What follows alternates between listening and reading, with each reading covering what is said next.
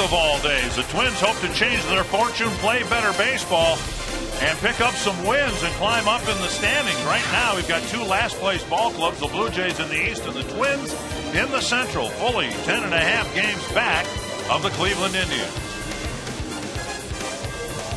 And we're at Target Field, the opener of a 3-game series. Dick Bramer along with Hall of Famer Bert Blyleven. You know, the story of the season for the Twins, they've not played very good baseball. They've also not had some of their better players in the lineup on a consistent basis. And tonight, that, we hope, begins to change. Well, Delman Young activated for tonight's ball game. Good to have him back. You know, he's on a disabled list just a couple weeks. Down in Fort Myers, Rene Sassoni sent back to AAA. You know what? Look at Delman Young. I mean, 112 runs driven in last year. That's exactly what the doctor ordered for the Twins. They need Delman Young to drive in some big runs. Twins have not scored a lot of runs this year, and hopefully Delman Young comes back healthy.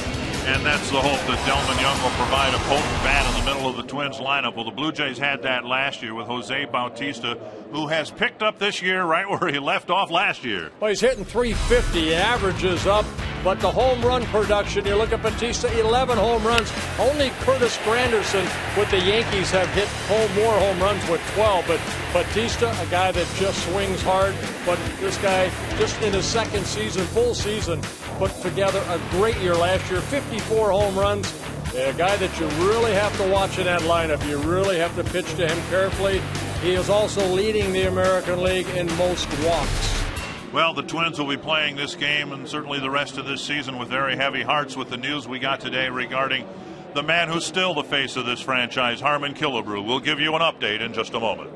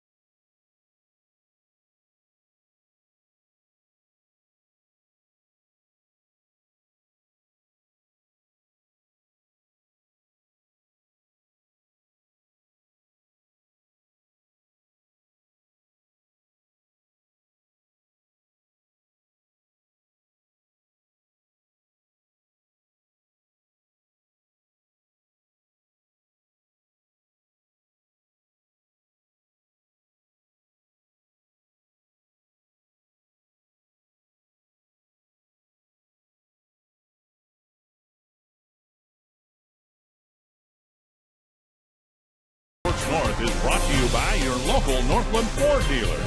Visit your local Northland Ford dealer or go to northlandford.com.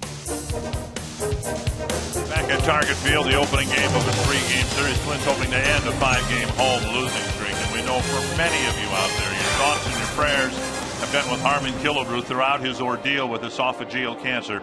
This morning, the news came, the statement from Harmon himself. It is with profound sadness that I share with you that my continued battle with esophageal cancer is coming to an end. With the continued love and support of my wife, Nita, I have exhausted all options with respect to controlling this awful disease. My illness has progressed beyond my doctor's expectation of cure. I have spent the past decade of my life promoting hospice care and educating people on its benefits. I'm very comfortable taking this next step and experiencing the compassionate care that hospice provides. I am comforted by the fact that I am surrounded by my family and friends. I thank you for the outpouring of concern, prayers, and encouragement that you've shown me. I look forward to spending my final days in comfort and peace with Nita by my side. And Bert, the one line that sticks out for me, Harmon is comforted by the fact that he's surrounded by family and friends. I don't know that he even comprehends now how many friends he has. I think Harmon knows, Dick. I really do. He knows that the five-state area, all baseball fans love Harmon Killebrew. This, he was a lumberjack of a baseball player with the ability to touch so many people in his life. And Harmon Killebrew, you can see the uniform being hung right there in the Twins dugout, will be remembered. And I tell you, he's still battling, Dick. He's still battling. We know that. We know that of him. He was the face of the franchise when he played, and he still is years after his retirement. We've got baseball to bring you, and we'll do that in just a moment.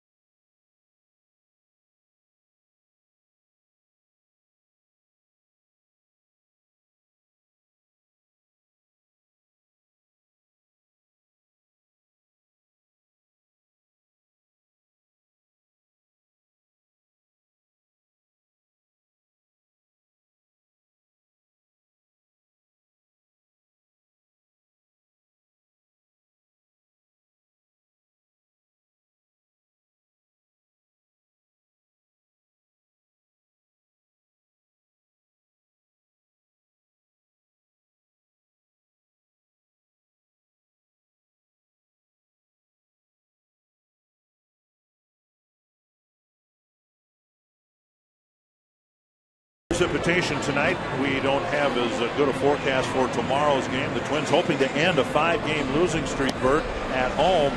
And that's maybe the greatest signal of all that this Twins team so far this year hasn't played the type of baseball we've expected. 5 straight home losses. Yeah, 4-8 so far here at Target Field, unlike the Minnesota Twins of last year. Here's the Blue Jay batting order. Yunel Escobar leading things off. Corey Patterson hitting second. Jose Bautista third.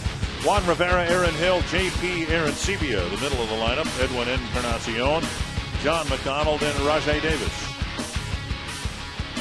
And it'll be Carl Pavano on the mound, making his 8th start of the year.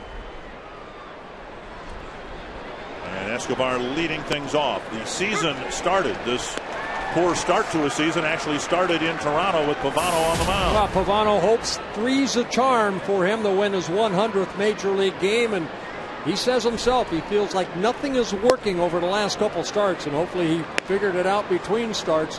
And that's really off the fastball, Dick. Again, every time you struggle like he has, and I think Ron Coomer can attest to this as a hitter, you have to go back to basics. And the basics for Carl Pavano is work the outer half of the plate less, just like he's trying to do right there, change speeds.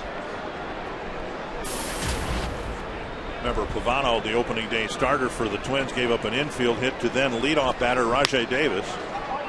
And then the Twins picked him off. They didn't execute the rundown properly, and everything just kind of unraveled from there. It shouldn't have, but it did. It was an uncharacteristically poor start for Pavano, and he's had far too many of those here in the first month and a half of the season. He's the ace of the ball club. You know, going out of spring training, he's your #1 starter, and now he hopes to pitch more like that. It's a dribbler in front of Valencia, and it goes foul. You know, the Twins have not played good baseball. You folks at home have watched it. You've seen it. You know that it's been pretty ugly at times. Here are Pavano's numbers. If the Twins are going to get back in the race, if they're going to win the division, they're going to have to put together some winning streaks or long streaks where they don't lose very often. And to do that, you've got to have great starting pitching.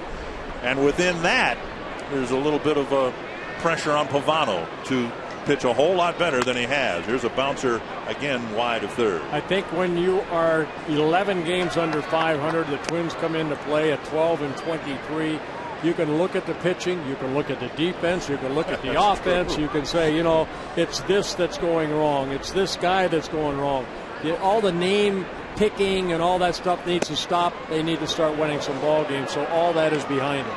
3-2 to Escobar, who's battling Pavano to start the ball game. Well, here's the little slider right here by Pavano, almost like a cut fastball, just missing the outer half of the plate. And it's a leadoff walk to Yunel Escobar. And that's one thing that has really irritated I think the coaching staff. It's the walks by the Twins. Delman Young back in left field. And Art Span in center. Michael Kadire in right on the Northland Ford defense. Valencia, Plouffe, Hughes, and Morneau. Butera behind the plate. You know, Dick, this game is all about numbers. The Twins now with 135 walks this season. Last season, the Twins did not walk 134 batters until June 13th, a month later. That's a lot of extra base runners that are on there for free, basically. The Blue Jays have made as a point of emphasis this year to do more running. They've not done as much as they would have hoped because Rajai Davis was oddly enough injured on the Carl Pavano pickoff on opening day. Slap foul by Corey Patterson. And Pavano, a guy on the mound that clubs will run against. 7 for 7 in stolen base attempts against Pavano. Escobar at first base. He's 1 for 1. And Davis, the big base stealing threat in the lineup, is hitting 9th for the Blue Jays today. Patterson takes just off the plate, 1-1. Yeah, the Blue Jays, a last place ball club, actually tied for 4th in their division, but only 5 games back. 1-1 to Patterson.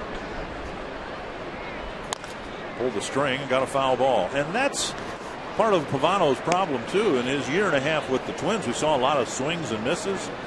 And the strikeouts haven't been there because he can't seem to get hitters to swing and miss.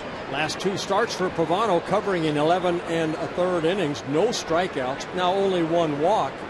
And he's lost his last 2 ball games. You'd like to get a strikeout, but right here you just want Patterson to hopefully hit it hard somewhere. It's the inside corner, 2-2.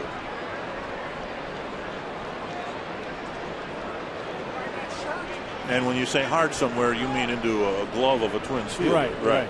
I'm thinking more ground ball hard somewhere.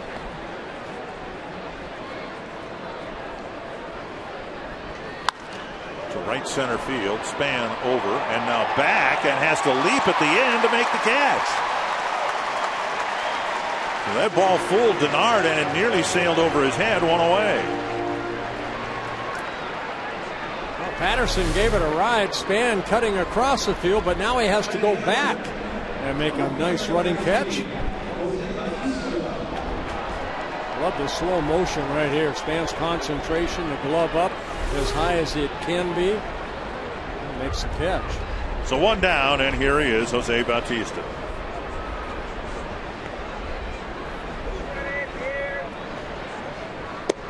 Off-speed pitch, ball one. For those of you who thought 2010 might have been a fluke, Bautista's at it again. On a pace to hit more than 40 home runs again this year. Beyond that, on pace to draw about 200 walks. He's leading the major leagues in walks taken.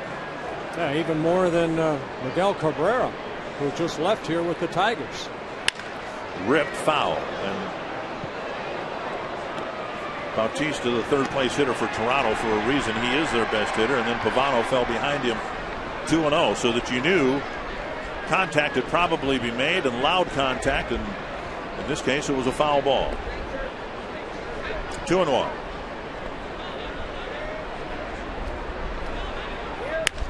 This one driven to left down the line. Foul, and not by much. So Pavano nearly gives up a 2-run home run in the first inning, and let's just hope it's an omen. Well, that's almost the same pitch that Bautista hit out on Pavano on opening night in Toronto. A pitch middle in. You can see Bautista where that bat ends up. And I wanted to bring Ron Coomer into this because they said Bautista, when he was with the Pirates and the Orioles, and you know, he had a short compact swing, but he didn't bring the bat through, and that's what he's doing now and generating more power.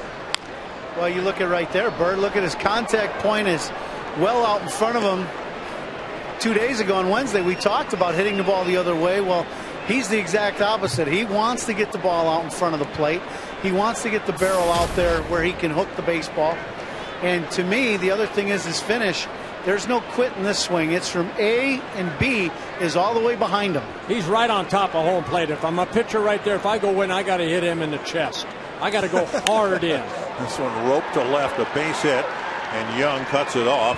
Rounding second, on his way to third is Escobar, and Young throws to second to keep the double play. Well, looked like a changeup right there. You got to bust him hard in. He's telling me two things, and I have to find out. He wants that ball in, or he's telling me, you see the pitch, too good a pitch right there, too much of the plate. And Bautista, you can see the follow through, the whip of his bat after he makes contact.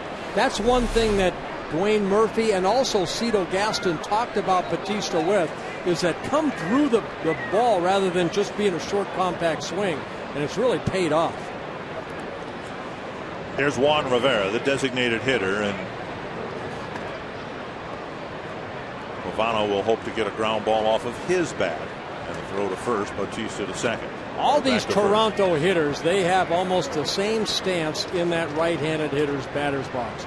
They put their foot toward the back of the batter's box, a little bit of an open stance, and it's, I called it in Toronto, a lock and load situation. They want the ball somewhere where they can drive it, and if you're going to go in the kitchen, you better get way in the kitchen. Bert, if you just saw where Rivera put his bat, he put it way out in front of home plate when he touched the ground. So what that means for him is that's a reminder for him to say, this is where I want to make contact. To me, you're looking at Bautista when he hit the ball. He's already moving forward before the pitch is even coming and really looking to hook. Rivera is going to be doing the exact same thing. Ron, I don't remember if you were right on top of the box or, you know, I mean, home plate.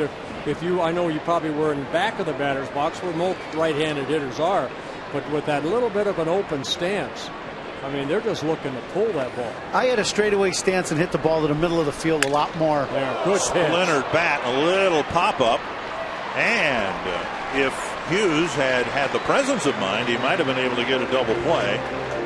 because Rivera was wondering where most of his bat went in the batter's box. Did I not just mention if you're going to go into the kitchen, get way in, well, you have to get into the refrigerator. That's exactly what Pavano did. Look what it does to his swing right there.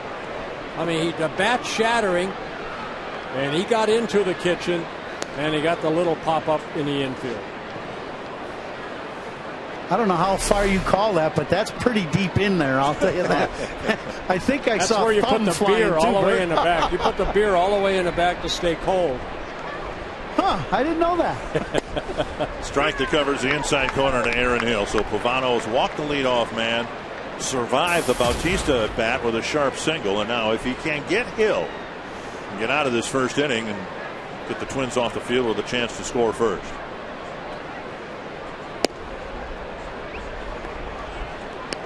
One and one.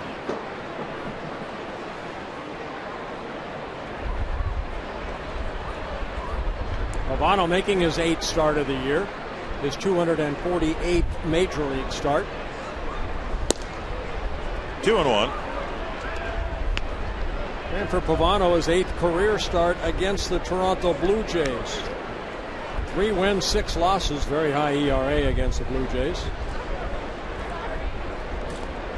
2-1. 25th pitch of the inning. Tried to tickle the outside corner with miss. It's 3-1 with Aaron Sebia on deck. One thing you don't want to do is go away from your game plan when you have a ball club like Toronto. Pretty good pitch right there. Jeff Kellogg, the crew chief, hopefully will start calling that a little bit. And now they're loaded up. So Hill walks, and Aaron Sebia, who hasn't done much hitting in his brief major league career, but he had a great opening series against the Twins in Toronto. So 3 Jays on base, 2 gone, and Pavano trying to get Aaron Sebia and get out of this mess. Guys, this is going to be something where Carl has pitched in some terrible luck all season long. One little play doesn't get made or something always happens and it turns into a big inning. A 2-2 pitch not getting called, and then you walk a guy. Here's where Pavy's got to turn the corner and get a big out right here. Got to dig a little bit deeper. Tried for that outside corner 4 or 5 times and has just missed every time. Well, watch Butera sit out there. I would imagine you're out there, you're hoping or imagining the Blue Jays are going to go after that pitch. There's the corner. 1-1. Oh, by the way, ladies and gentlemen, Dustin Verlander's got 5 no-hit innings going tonight at Comerica Park against the Kansas City Royals.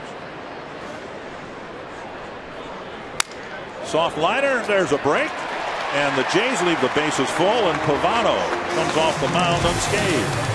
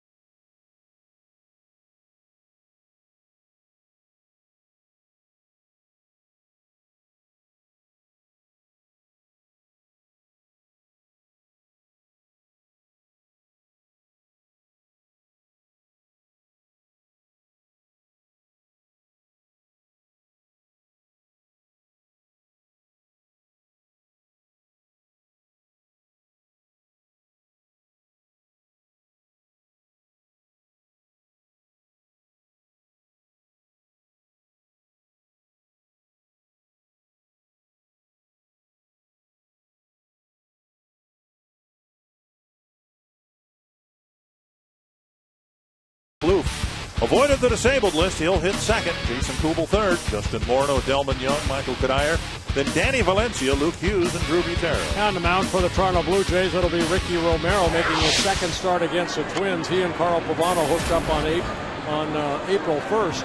8th start of the year. His last start, well, he faced Justin Verlander. We mentioned earlier, Verlander threw the no-hitter against the Blue Jays. And he defeated the Twins 13-3 at Carl Pavano on April 1st. Good numbers in his career, 3-0, 2.48 ERA for Ricky Romero against the Twins in 4 career starts. Bernard Span takes a strike on the outside corner. Span, Plouffe, and Kubel. Span, for whatever reason, seems to see the ball pretty well out of Romero's hand. 7 for 14. And Romero gets ahead of him quickly, 0-2. Yeah, Romero with pretty good movement on his fastball. They mix in curveball, slider, and a very good changeup. Just 26 years old in his 3rd season with the Blue Jays.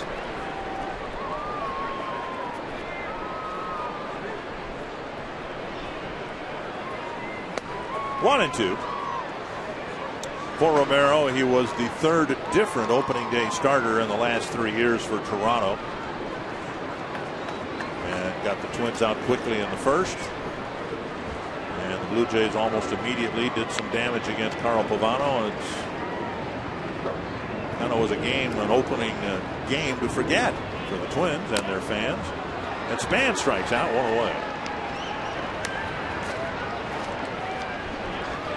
Northland Ford defense for the Blue Jays, and it's a little bit different look than what they had on opening day. Got Patterson, Davis, and Bautista in the outfield. Encarnacion was at 3rd. Now he's at 1st. Hill and Escobar up the middle. John McDonald at 3rd. JP Arancibia behind the plate. Yeah, Adam Lind originally in the lineup but taken out. He's missed the last 5 games now with some back soreness. They were hoping he'd be able to play through this entire series, but the back tightened up on him. 1-0 to Trevor Plouffe. This one punched behind first and chased by Encarnacion, and he doesn't glove it in foul territory. Plouffe felt well enough during a workout yesterday to avoid being put on the disabled list. Remember, he missed a couple of games here earlier in the homestand, and for that matter in Boston, with a hamstring tweak that he suffered rounding 3rd base. Yeah, Perry Castellano put him through some running programs over the last 3 days. He's responded well. They're now back in the lineup at shortstop. 1-1. Snap bat. Slow bouncer to McDonald. And a stretch by Encarnacion, 2 away. Twins baseball brought to you tonight in Sony High Definition. Hey, it's the opening of the fishing season, the walleye northern season tomorrow. So let's take this opportunity to wish those who are going out a safe fishing opener, if possible a dry fishing opener. And hope you get some fish in your boat tomorrow and Sunday. Happy catching. 2 down. Here's Jason Kubel.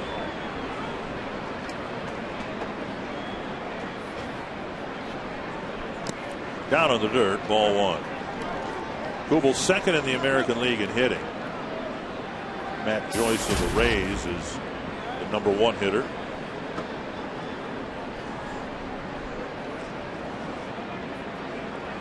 Foul back. Kubel, of course, hit the big 3-run home run here on Wednesday that temporarily, not permanently, unfortunately, but temporarily turned the game around. First 3-run home run for the Twins this year. At the knees and a called strike, 1-2. Yeah, Kubel's hitting very well here at Target Field this year in 12 home games, hitting .372. There's Matt Joyce leading the American League right now in hitting. Kubel 2nd.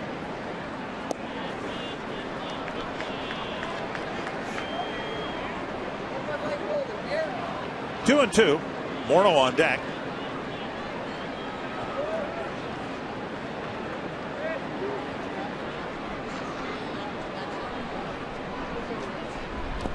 That swing, he went. He's tagged out, and Romero has a much easier first inning. We're scoreless after 1.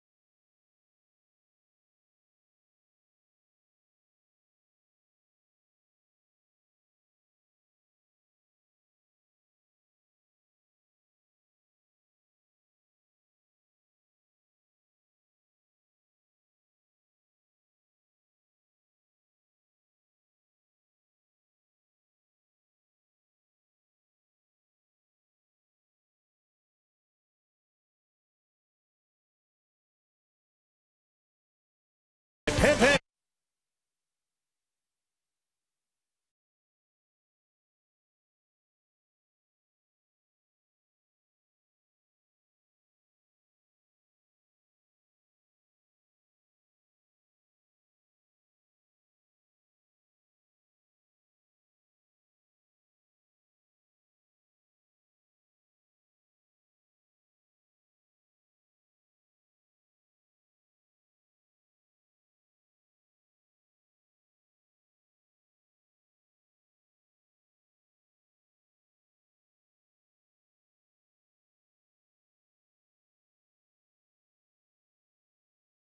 Brought to you by Pentair.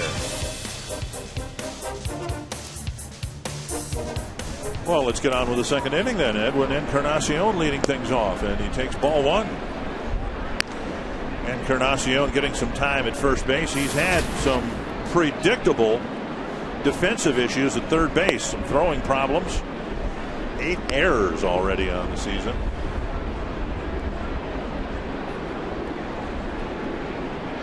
Two and 0 to Encarnacion. Valencia digs out a hot second hop and throws him out. One away. Justin Verlander's no-hit bid broken up in the 6th inning.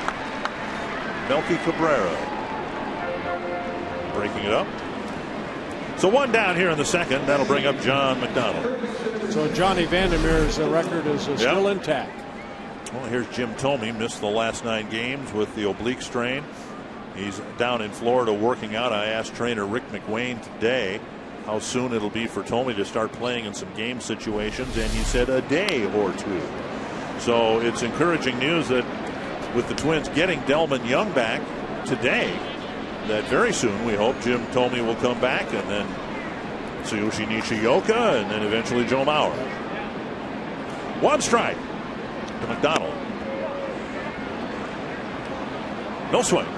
It's 1-1. Yeah, again, the lineup we had Adam Lind at first base, Encarnacion at third, and then when Lind could not ring the bell, Encarnacion went to first base, and then that opened the third base job right now to John McDonald.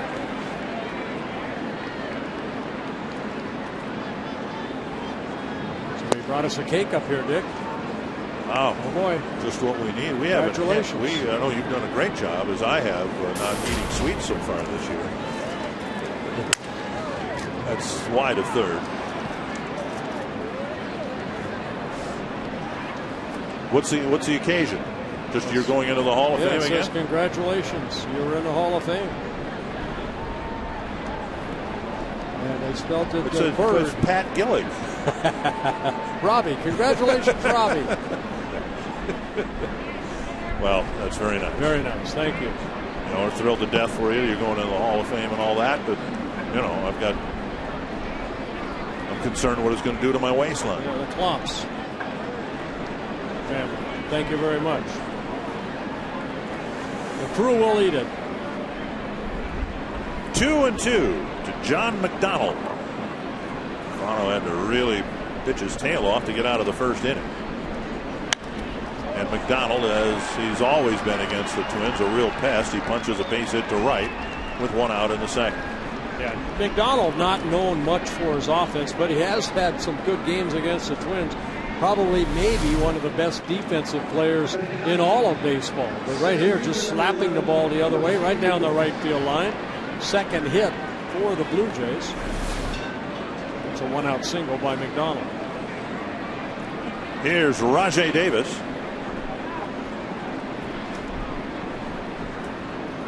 Important to keep him off throughout this series, off the bases, because he's on a base stealing tear right now. Was picked off on opening night, sprained his ankle on the play, stayed in for a few innings on the left, and then eventually went on the disabled list. Yeah, put on the disabled list 12 days later, and then just activated on April 29th.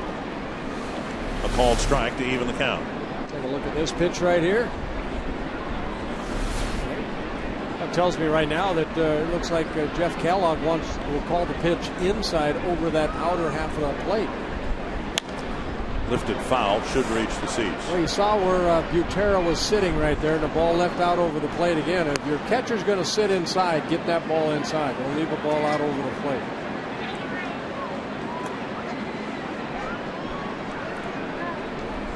One and two to Rajai Davis. Over from the A's in the offseason.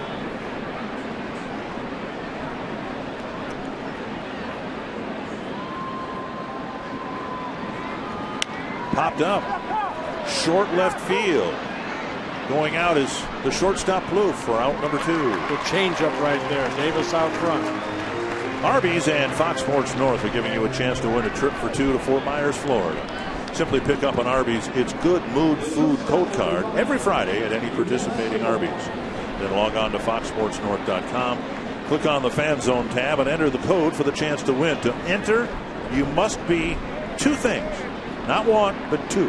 You must be a member of the Fan Zone, and you must be 18 or older. You can visit foxsportsnorth.com for complete contest details. You can't win anything, man, unless you've turned 18. And that's not entirely true, because I think I won a pineapple upside down cake in the middle school once. Did you share it? Yes. I don't like pineapple. A strike. Escobar walked out as far as third base. The Jays filled the bases in the first inning. And then Pavano started breaking bats, and he got out of the jam without any runs being scored. At the knees, and it's 0-2. Another good pitch inside. Blue Jays and the Braves switched shortstops last year. Escobar coming over from the Braves. Alex Gonzalez going over to the Braves. 2 strikes. And Escobar doesn't chase. 1-2.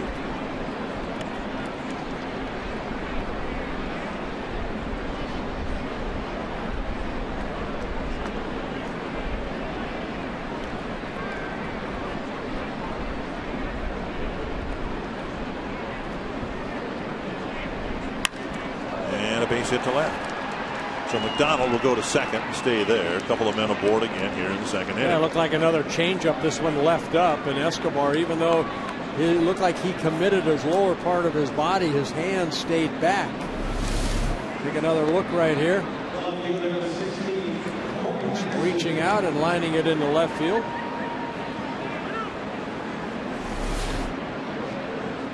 Here's Patterson, fly ball to center. First inning.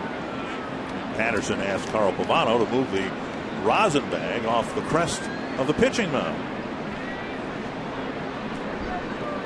Don't let pitchers do anything these days. Everything for the hitters. There's a very slow changeup over for strike 1. Barely hit 80 miles per hour.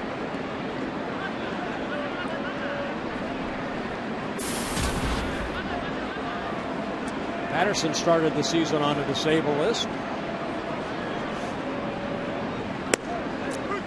And a called strike. And I think you're right. Kellogg's opening up the strike zone a little bit here in the second inning. That looked like it might have missed both up and in.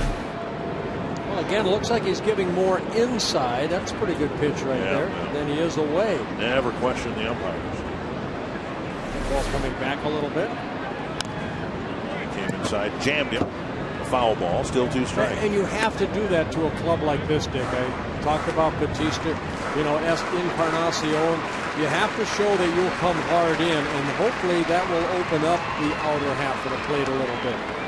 You just can't pitch to any club one certain way. You have to change your repertoire a little bit. High fastball, got him. Foul tip, There's that strikeout. And a couple of hits, but 2 more men left on for Toronto.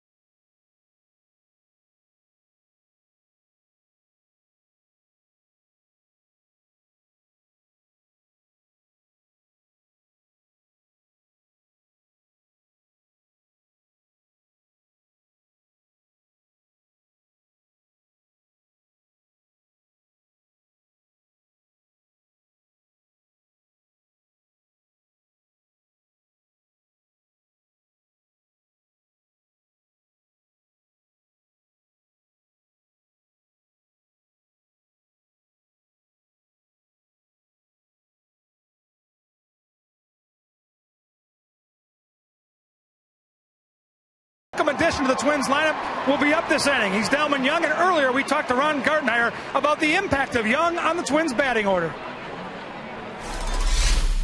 It's nice to write his name in there again and see that run producer in the middle of your lineup. That's very important for this baseball team, and the character that he brings back to the clubhouse. He's a pretty uplifting guy, so that'd be good. That'd be good to see him back out there. He's on deck right now, and he was hitting some bombs, guys, in batting practice up into that second deck here to my left. Hopefully we'll get some of that action here tonight against the Jays. Well, I see that you're in foul territory, Kevin. Move over. A roller to the right side, but the shift on is Hill. Fields it in short right field and throws Morneau out, one down. You know, we'll see more and more of that, or Justin will, don't you think? As long as he is in a mode right now where he seems to be very pull conscious.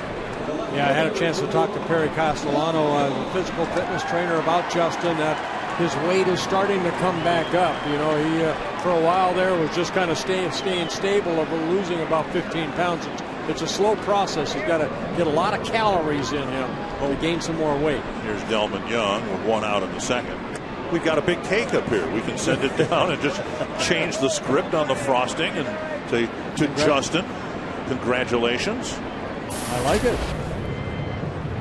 1-0 to Delman Young. And a two-hopper to short. 5 up, 5 down so far for Ricky Romero. That'll bring up Michael Kadire.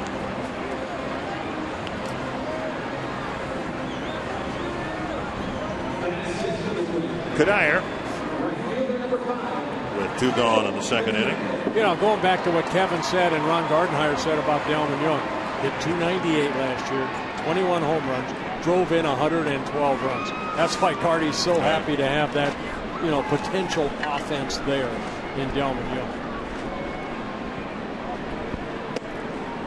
Up and in, ball 1. But to be fair to Delman, it would be unrealistic to expect him to step in having missed the time that he's missed and be in mid-season form. He's probably right now where he was, March 22nd, something like that. Well, he did get some at-bats down in Fort Myers, and hopefully he'll catch up to a couple here in this weekend series and get his confidence going. A sailing, knuckling line drive off the bat of Kadire. Another 1-2-3 inning for Ricky Romero.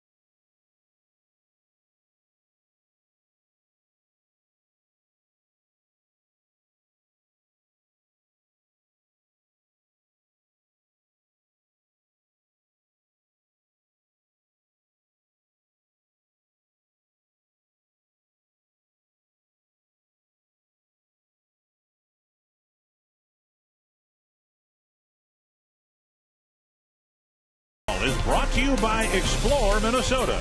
Visit exploreminnesota.com to plan your next Minnesota vacation today. Beautiful building, the historic Landmark Center in Rice Park in downtown St. Paul. The Landmark Center overlooks Rice Park.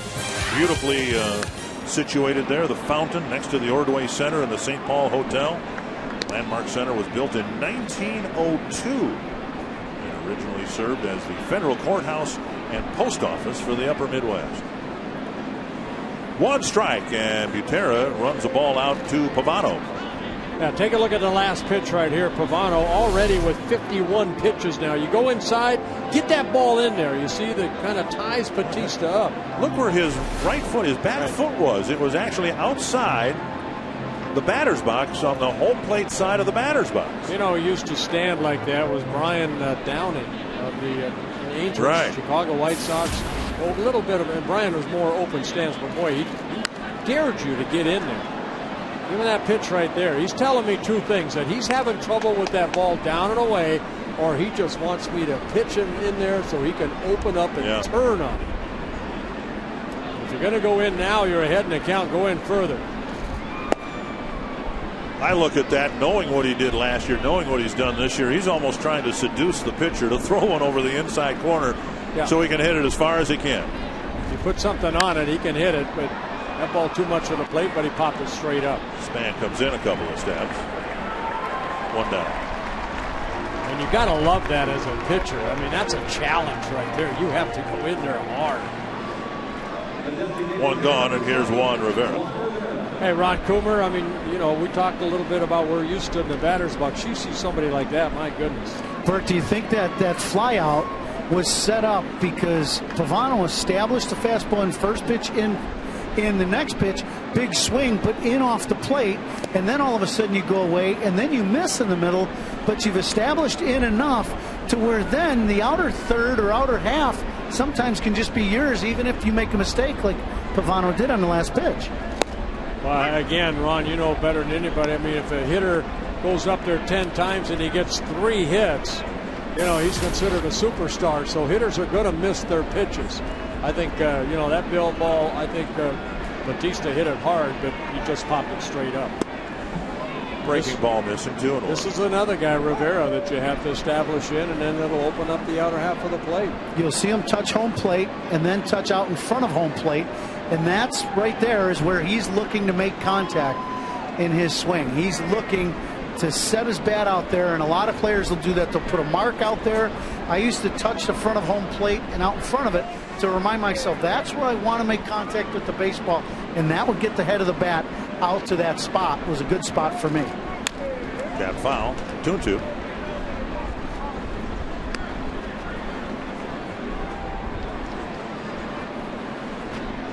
Just too many pitches. Scott Baker here a couple days ago, you know, I mean, on Wednesday, 82 pitches after 4 innings. Pavano right now at 58 pitches with 1 out here in the third. And Rivera with another foul.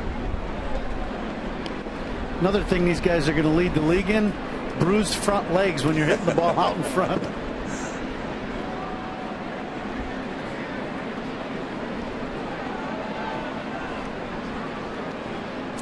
Pavano to Rivera, 2-2. And now a full count. 2 walks by Pavano. Escobar and Hill both in the first inning. 3 hits, all singles for the Blue Jays. Full foul.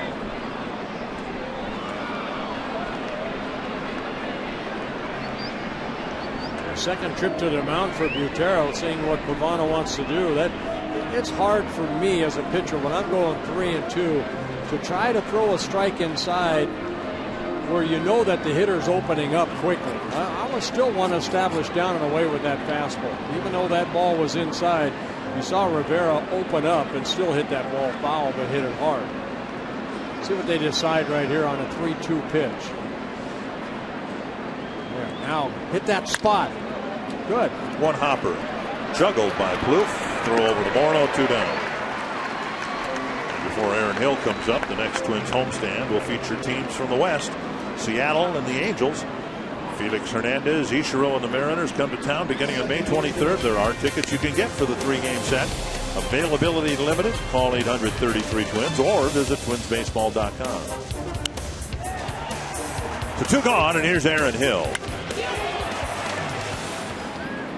Hill off to a slow start, has had some hamstring issues.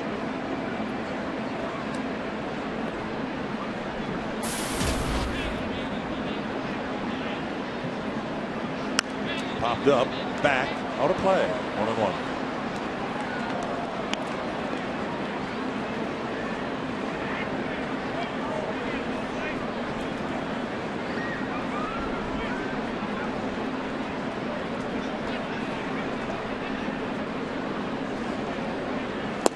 Half swing. It's a strike, I think. Yep. 1-2.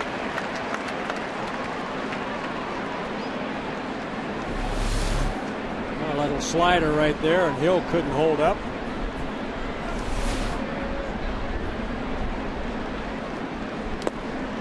Blocked by Butera to even the count.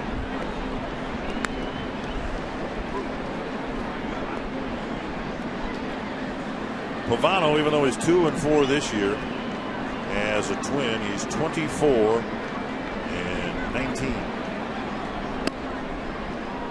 And a full count to Hill, who drew a walk in the first.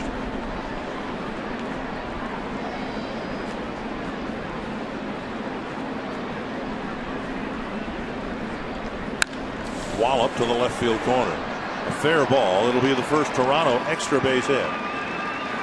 So Hill, who walked in the first, now with 2 outs here in the third, doubles to the left field corner. Well, I just talked about pitching on a 3-2 pitch middle in. As a pitcher, you're thinking strike, but that hitter wants to pull the ball. Now Rivera, he got him away. Here they're going inside again, but you can see left ball out over the plate. Again, it's hard thinking that you're going to get a strikeout when you're going inside, whether that umpire will give you that call. He'll give you more away than he will inside. Normal umpires will. And the ball left up, and Hill hits it down our left field line for a 2-out double. Here's Aaron Sebia, a busted bad liner to Plouffe to end the first inning. The Jays had the bases full and 2 out. And Pavano misses the outside corner. That's the pitch right there that Pavano has not hit yet. He has not hit that pitch down. He's not been able to control down and away yet. It's easy to pitch inside, but it's tough sometimes to hit that spot down and away. And that missed as well. It's 2-0. So you're looking up 70 pitches already, and Pavano's only got 8 outs. Yeah.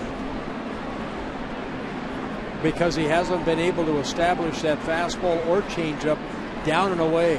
Again, you have to almost sit out there. Hit it again. 3-0 with Encarnacion on deck. 5 3-ball counts for Pavano with the 2 walks, 70 pitches. And there's the outside corner that he's been missing. And right there, Bert, it really looked like he reached out and really got out and over the top of that fastball. You see great extension with his arm out in front of him. Yeah, that's the one you want to control right there. 3-1. Aaron Sebia makes it now a full count. I say it's easier for me to pitch inside. Why? Because to me, pitching inside, that was just lazy. I mean, I could, pitch somebody inside, but to work. The work part of pitching to me, and I've done it in the instructional, is working out front, get on top of that ball and control it down and away. Pavano needs that on this pitch right here. And again, Butera going out. Now there is a runner at second. Sometimes the catcher will go out just to change sides, but we've seen this on 3-2 pitches a number of times here tonight where the catcher wants to have a direct chat with the pitcher. Guys, the only time I've seen this when a catcher's going out there quite a bit is if they think the other team is getting signs or relaying signs. The last time this happened, there was no sign given, and Pavano just came home, and Drew never gave a sign. So either they're wondering if they're giving location behind home plate or in the dugout or from the field, but that's sometimes the issue. 3-2, and a check swing ball 4. Well, then, too, Pavano's been concerned that he might be tipping his pitches over his last few starts. Yeah, Pavano needed that pitch right there. Drew Butera is going to be talking to home plate umpire Jeff Kellogg right here behind us with the mask. Pavano, you can see his reaction. He thought that was a strike. And our Fox track said that it was high enough. And now suddenly with 2 outs, 2 men on, and here is Encarnacion. Bouncer to short. Plouffe over to Hughes to end the inning. So Pavano ended up having to work a lot in the 3rd inning too, and he'll want to talk about it with the umpire.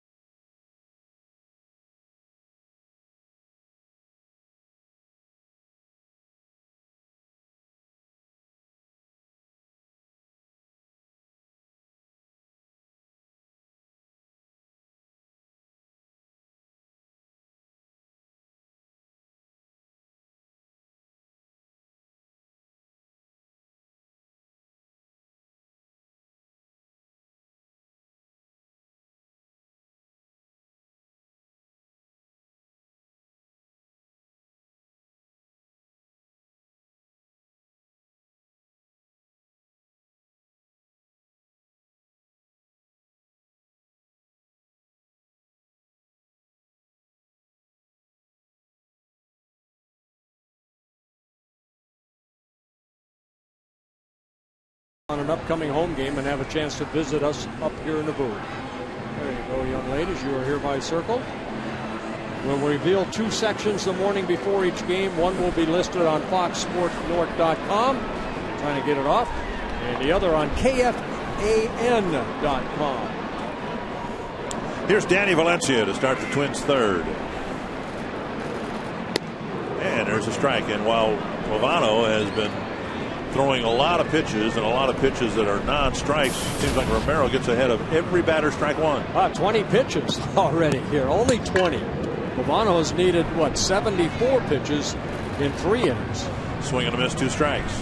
And Romero, you know what? I mean, maybe he's been struggling as of late, but he had a short start in his last outing against the Detroit Tigers. 3 1/3 innings. He gave up 6 runs. But he always seems to pitch well against the Twins.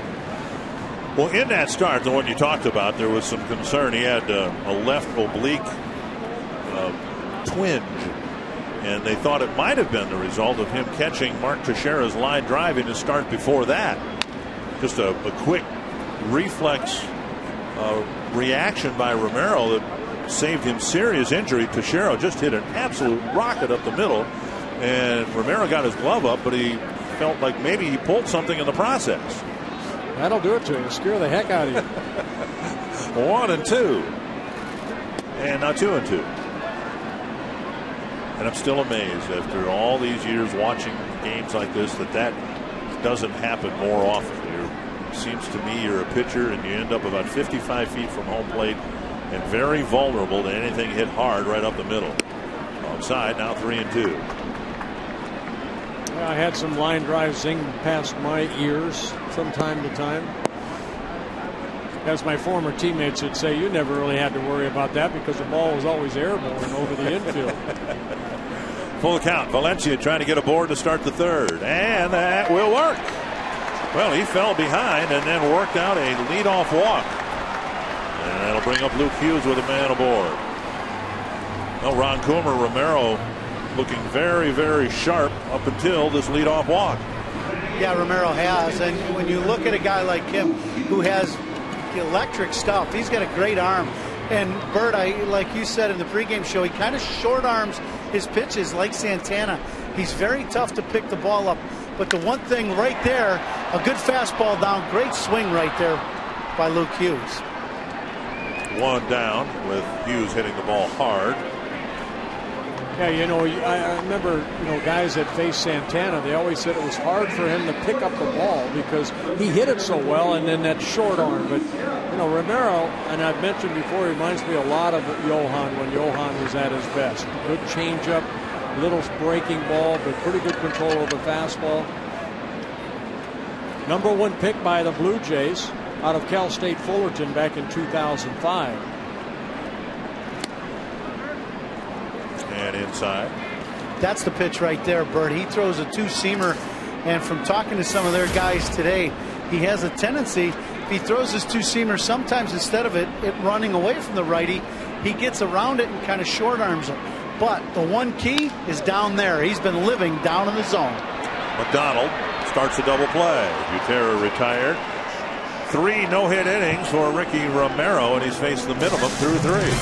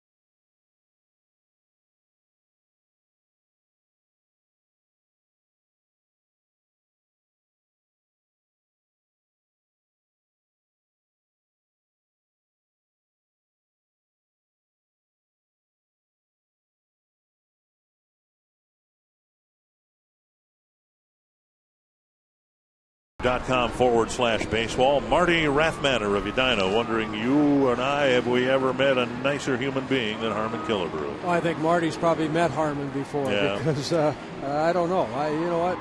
That man right there, Harmon Killebrew, just a class act. A great ball player, Hall of Fame player, good friend. A guy that just treated everybody the way that everybody thought they should be treated, with class. And what you just said there, I think, is what separates Harmon from every other nice person I've met. You know, we've been associated with the Twins. We'd expect Harmon to be nice to us, but it didn't make any difference whether it was somebody on the grounds crew, somebody handling bags at an airport. I mean, he treated everybody, and still does, with great respect and dignity. And whatever time Harmon has left, we hope that he and his family can enjoy their time together. John McDonald leading fourth, and a bunt attempt, foul off the screen. It'll be McDonald, Rajai Davis, and Yunel Escobar.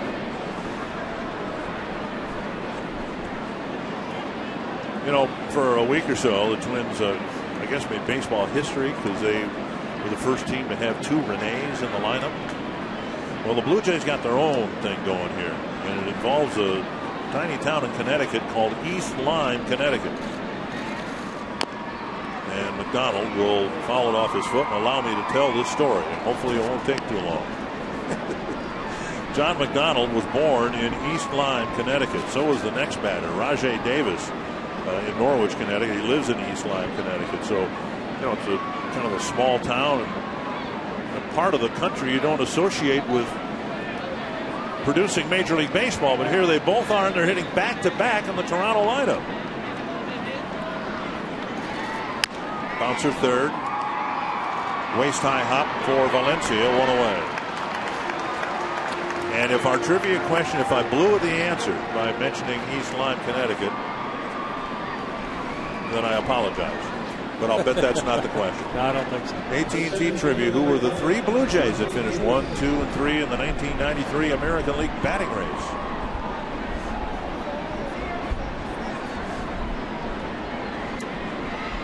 I believe one of them's going into the Hall of Fame. And one of them sometimes is sitting right down here in front of us. Yep. And the other one was a pretty good left-hand hitting first baseman, I believe. Down and away, 2-0 to Davis. Davis hit a pop-up to Trevor Plouffe his first time up. And what Pavano would like more than anything else, and he's falling behind Davis here 3-0, he'd love to have an inning like Ricky Romero's had any of his first 3 innings. He needs a quick inning. And Davis can't believe that wasn't ball 4.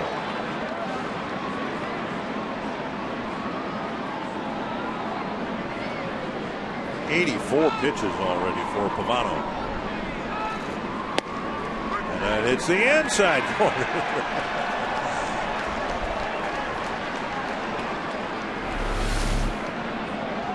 If I'm Rajai Davis, I'm swinging at everything on this one. I don't care where it's at.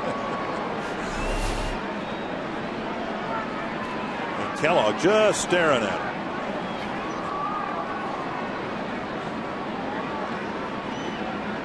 Three and 2. And a bouncer to third. Valencia charges. Got to get rid of it quickly. And Moreno just made the catch and pulled his wrist in before Davis came streaking by. 2 down.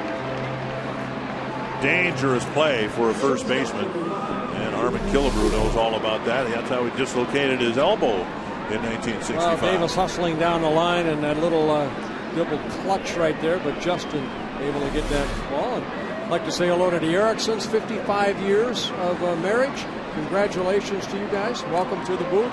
Enjoy the game with us, please. 2 gone here in the 4th inning. Yunel Escobar's reached twice, once on a walk, once on a hit. Kathy and Wayne Erickson. And they got married on Friday the 13th. They're celebrating their 55th on Friday the 13th. Right field, Kadire has it measured. And a 1-2-3-4, a much needed easier inning for Carl Pavano.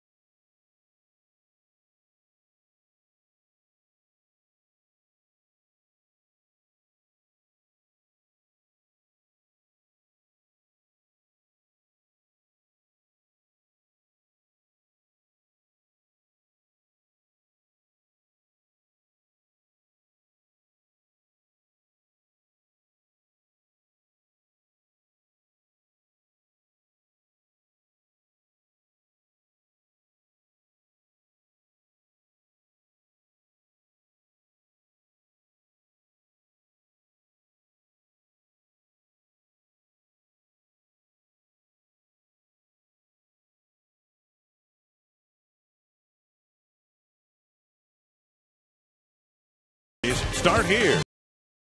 By AT&T and by Comcast. Call Comcast Business Class at 800-391-3000 to turn your business into a fast business. And we are here at Target Field, and Denard Spann trying to get the first hit for the Twins against Ricky Romero. Spann went down swinging his first time up.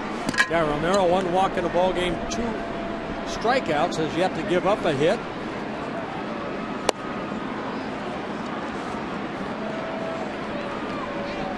And it's 1-1. And only 31 pitches thrown by Romero. So the Twins making some quick outs. And Romero throwing strikes. 18 of the 31 pitches have been across the plate. And at the knees, 1-2.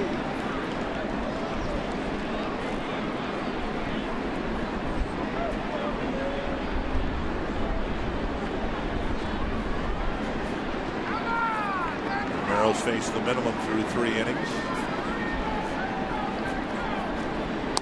Checked his swing. 2-2. Twins got a leadoff walk from Valencia, but then 2 batters later, Butera bounced into an inning-ending double play.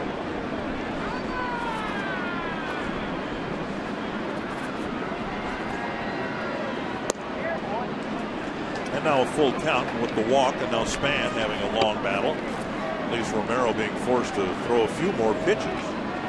Only 34 in the game, 19 strikes.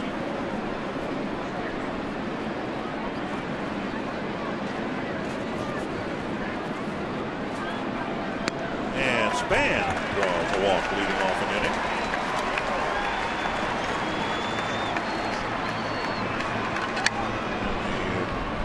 Big event before the game today for Francisco Liriano, having his picture unveiled at the suite level. Very nice. Along with the other no-hitters in Twins history.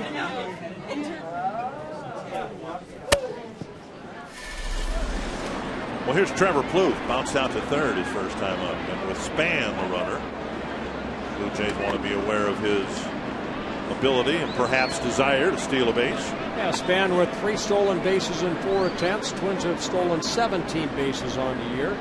Been caught only 4 times. And a strike. Potentially big break for Plouffe that he just tweaked the hamstring and didn't strain it, pull it. Because as we said when he was with the club in Boston and playing, he's got in essence the same opportunity now that Danny Valencia had last year. Kicked away, and Spann alertly is going to try to scamper to second, and he's in. So a good read by Spann. Once that ball left the batter's box area, Spann took off, and Aaron Sebia could not throw him out. We're going to mention a guy here in a second that played for the Twins, the Brewers, and the Toronto Blue Jays, Paul Molitor. You know what? I mean, he does a great job, and that's one thing. Molly comes to spring training, and he tells these guys, you know, watch the ball. Once that ball hits the dirt, be ready to take off for second. And Spann just getting there in time. Wild pitch charged to Romero, so the Twins are threatening here for the first time with a man in scoring position, and they don't have a hit yet. Plouffe here with a 1-1 count, trying to push the ball to the right side. This is really upset Ron Gardenhire the other day when Michael Kadire was on second base, nobody out, and Danny Valencia just kind of weakly swung at a pitch and popped it up, and you know that kind of got under Ron Gardenhire. He did not like that at bat. Every at bat has to have a purpose, and right now, still with 2 strikes, you see gets Spann over to third. 1-2 to Plouffe.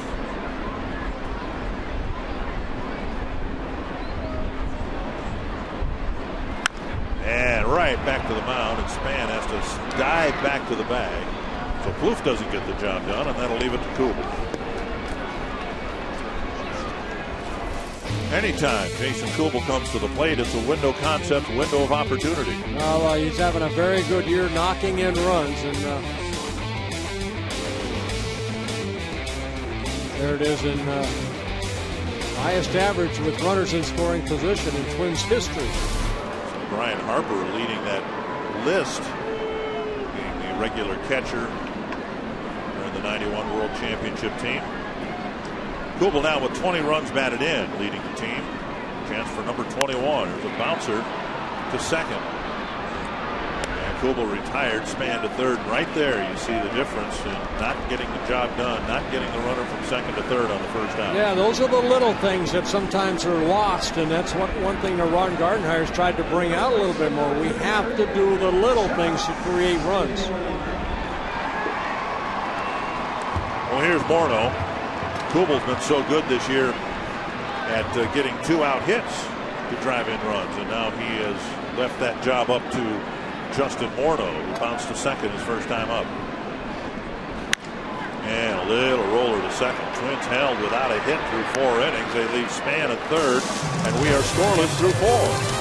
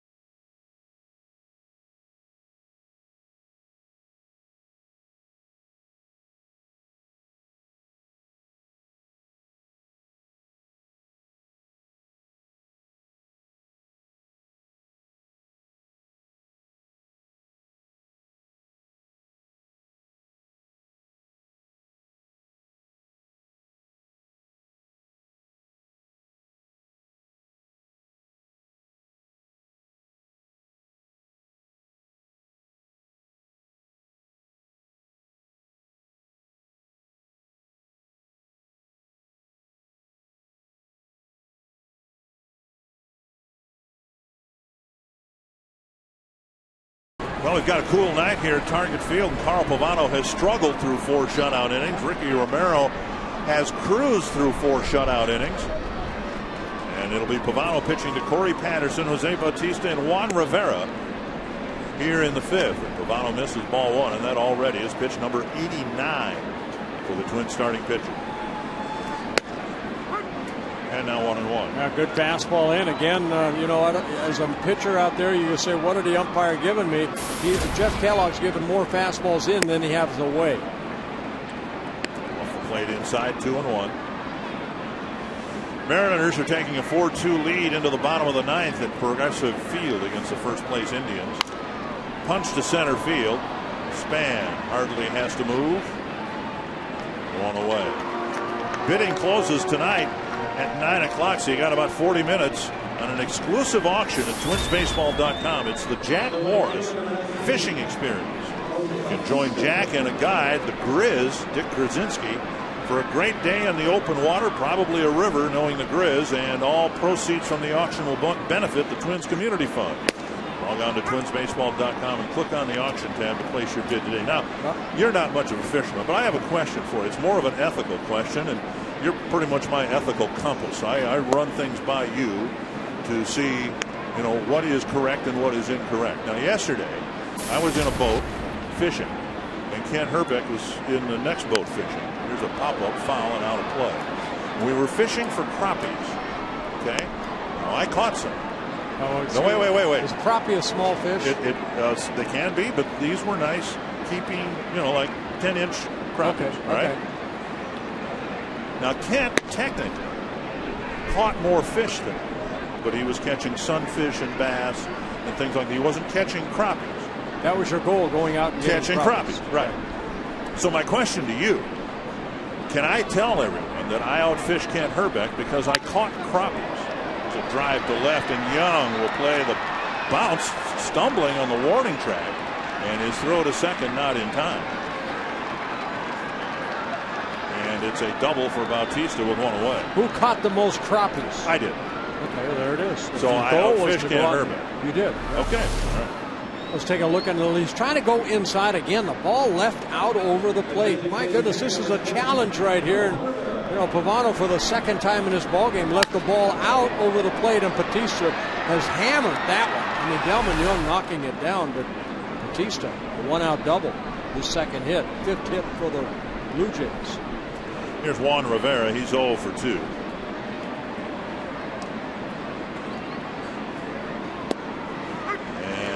Hits the outside corner. Well, I know I'm not much of a fisherman. I'm going to be a walker tomorrow morning for the Parkinson's Walk. Oh, good. We have a great event tomorrow morning from 10 to 12 over at Normandale Lake Band Shell. So we're looking forward to that. So anybody that wants to come out, help, and raise some money for Parkinson's, please do. Rivera fouls it off a leg, 2 strikes. My wife Gail and I will be out there from 10 to 12, and then we have a 3:10 game tomorrow. Yes, we do. Yep. We hope it's at 3:10. The forecast isn't the best for tomorrow. It's supposed to clear out by Sunday. 2 strikes. Rivera with a pop up to second and a bouncer to short. Pavano will try to keep him in the infield here with Bautista at second and 1 away.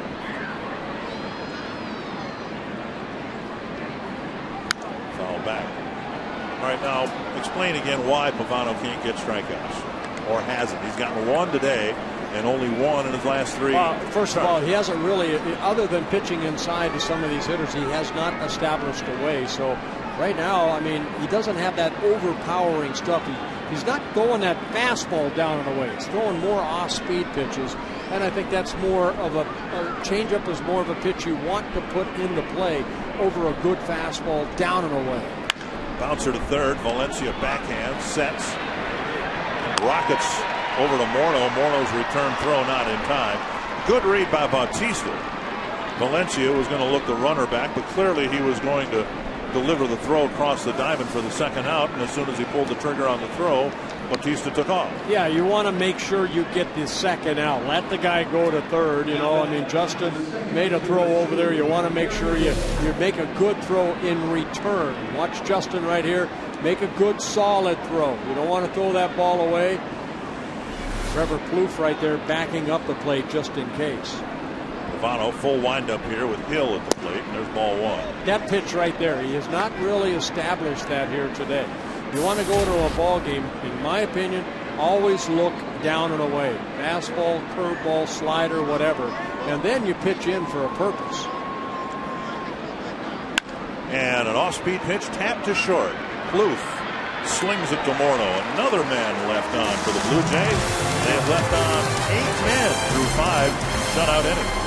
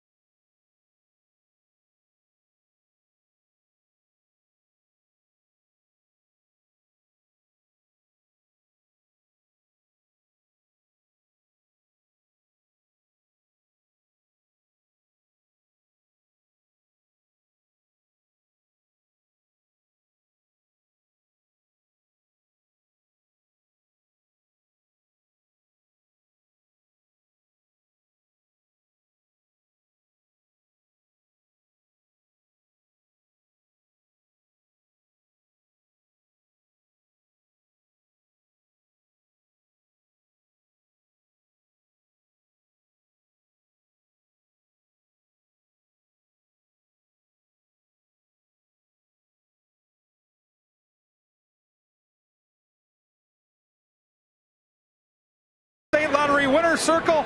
Brenda from Chatham is the big winner. Her daughter was a big winner on the Wisconsin Badgers. They just won the national championship in women's hockey. And what brought you to the ballpark other than a great night to watch outdoor baseball? Well, my best friend, Linda McGinty, threw out the opening pitch tonight for the Minnesota Twins. Bert, I wonder if she had that spot-on action with that curveball like you used to have. All I know is the Minnesota State Lottery's got 100 scratch-off tickets for Brenda, and like with Bert Blyleven, we're seeing some great pitching tonight, guys. Brenda, good luck to you. Hopefully those scratch-offs bring you some extra cash. Delman Young with 1 strike.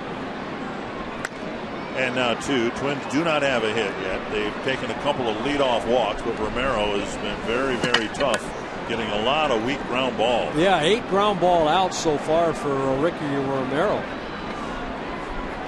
Couple walks, 2 strikeouts, make it 3. And Young strikes out to start the 5th. Well, that's a good, nasty, hard-breaking ball down and in right there. Romero right on top and throws that hammer in a great spot. Well, look at this, right over the top and right there. I mean, you can get left-handers there as a right-handed pitcher, and that's what left-handers can do to right-handed hitters. Kadire hit the ball somewhat hard, a wobbling, knuckling line drive to the shortstop, and he takes inside, ball 1. Hardest hit ball probably off the bat of Luke Hughes, who got a first pitch fastball and drove it pretty hard to right field. Nothing in the way of hits yet for the Twins.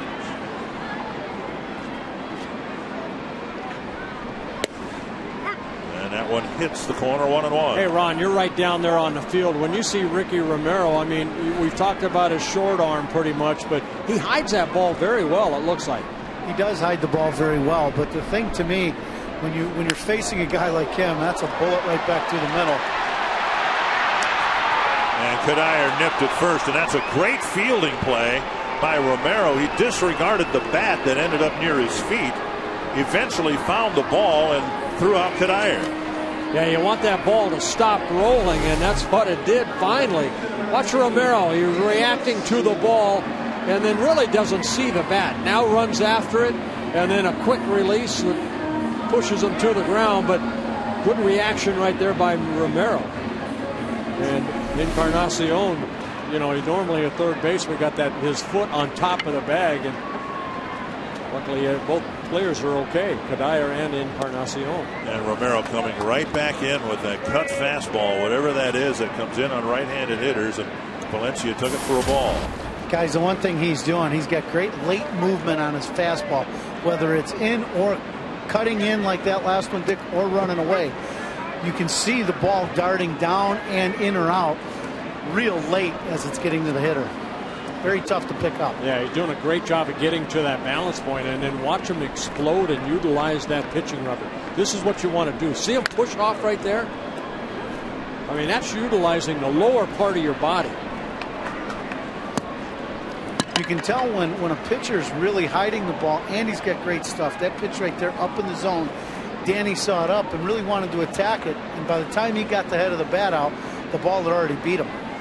Well, you can see he gets ahead in the count. He's tough. 1-2 to Valencia. And a high fastball gets it.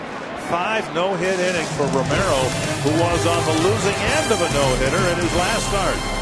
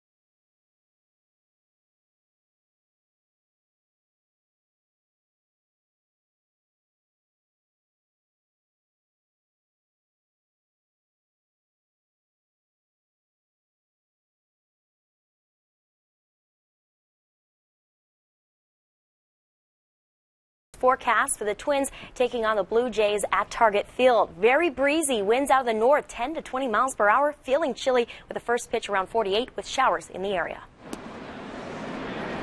Yeah, it'll be pretty brisk out there on the lakes with a weather forecast like that here at Target Field. 1 ball to J.P. Arancibia. With a soft liner to Plouffe and then walk. And Pavano again trying to hit that outside corner, and he's hit it 20% of the time with that fastball. 2-0. Popped up. And I guess you look at this Toronto lineup, and it's headlined by Bautista, but a lot of these guys pretty aggressive swingers. They love and live by the home run. If you're going to miss that outside corner, it's better to miss out there than over the middle of the plate. Well, it's like Bautista. He had 54 home runs last year. One of them was to right field. And that was here. Right. One was to right field. So, I mean, it's kind of that lock and load situation. They want to pull that ball and, hit that ball in the gap somewhere down the left field line or left center. They don't think right center or right field line.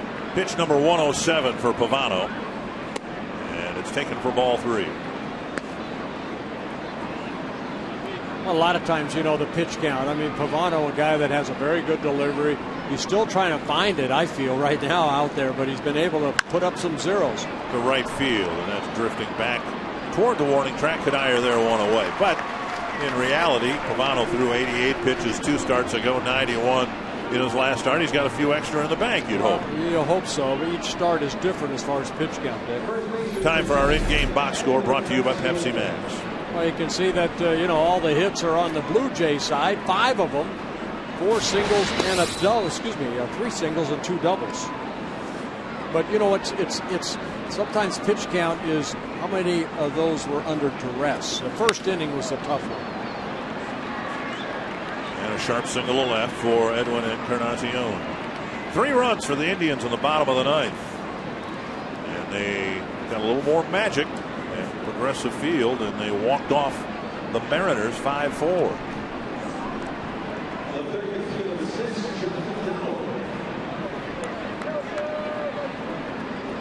Travis Hafner with a home run against Brandon League, who has gone 0-4 now in his last 4 outings. That's not good if you're a starting pitcher. It's terrible if you're a closer. And right down the middle of strike to John McDonald. Well, Cleveland 15-4 at their home ballpark. Well, the difference right there, both of them, the main thing you look at is right there, runs. No, they haven't given up any runs. Dug out nicely by Butera, 1-1.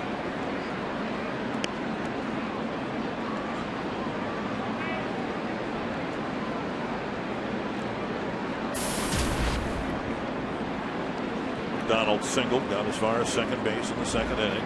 Blue Jays have had ample opportunity to score. They just have not done so yet. Left the bases full in the 1st. 2 men on in the 2nd. 2 men on in the 3rd. Pavano had a 1-2-3-4. A 1-out double was wasted in the 5th, and now a 1-out single here in the 6th. How about a ground ball? Pavano has not had a double play turned behind him yet this year. There have been some statistics for the Twins this year that just defy odds and explanation. This guy's thrown, 1,000 pitches this year. Got a lot of guys on base. He hasn't gotten 1 ground ball double play. Right. There goes a runner, and McDonald tried to punch it into right field, 1-2. That kind of a hit and run put on right there by John Farrell. John Farrell in his first year of managing. Over for Cito Gaston in Toronto.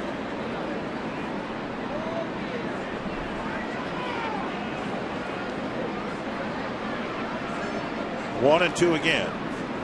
Runner stays put, and the pitch line to center. Span will charge it. There'll be runners at first and second now with 1 out. Here comes Ron. It is Ron Gardner is going to make a pitching change. Thought it might have been Rick Anderson at first. But it's the manager who's going to take Pavano out. with a couple of base hits, 1 out in the 6th, and 114 pitches under Pavano's belt. Boy, I hated to come out of situations like this and rely on that bullpen to pick me up. It'll be Kevin Slowey, I think, coming out, with Rajai Davis coming to the plate in a scoreless game.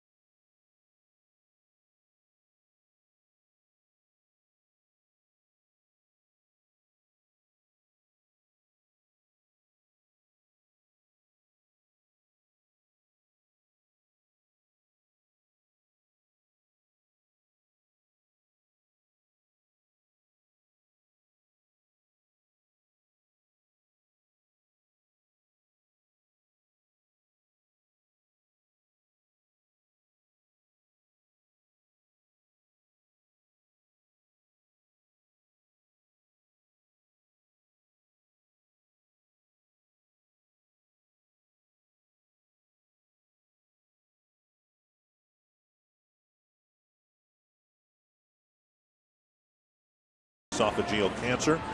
You can log on to foxsportsnorth.com for more on the story. Plus, Bob Sansevier, the Pioneer Press, breaks down some of the financial options to building a new Viking stadium. Check out those stories and more at foxsportsnorth.com. Excuse me, it wasn't Kevin Slowey. It is Alex Burnett who will come into the middle of an inning here trying to get the Twins out of the 6th inning. Yeah, Burnett making his 9th relief appearance, 7 1/3 innings. He's allowed 11 hits, 8 walks, so a lot of base runners with 6 strikeouts. Rajai Davis with runners at 1st and 2nd and 1 away.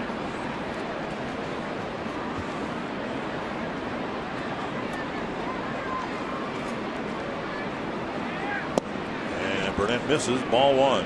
Well, Pavano, you know, when your team isn't scoring a lot of runs, you know, you try to put zeros on the board. So good. Hopefully Alex Burnett can get the final 2 outs here, but 115 pitches thrown for Pavano, 71 strikes.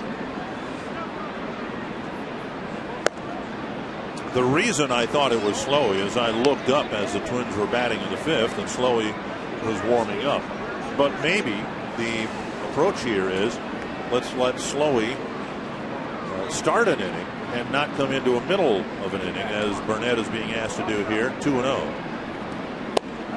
And he hit the corner there, 2-1. Well, the Twins, it's like when they have a team, the pitchers meeting before the start of the series, they said they really want to attack the outside corner. That was Pavano's approach, and it's been Burnett's approach here so far. And he got another called strikeout there. I don't think Pavano, one thing in the 115 pitches he threw, that he ever had control of it down and away like this. That's where you want it right there. Good fastball down and away. He really struggled with it, but again, put zeros on the board. That's your main goal, and he did that. 2-2. Popped up, foul ball, right side, and out of play. And Pavano hit that spot occasionally, but I don't think he did it consecutively like Burnett's done here. Right. And that's, you know, just as the season goes on, I mean, Pavano, we all know Pavano, he's going to hit his spots. Right now, the last couple, 2, 3, 4 starts, he just hasn't been the same pitcher. But tonight, again, zeros on the board. So far. Now he needs help, right. Burnett hoping to get Davis here, strain a couple of runners in the 6th. All right. You're looking for the ball down and away. I'll give you that one. Now it's a full count, though. I think he just overthrew that fastball right there.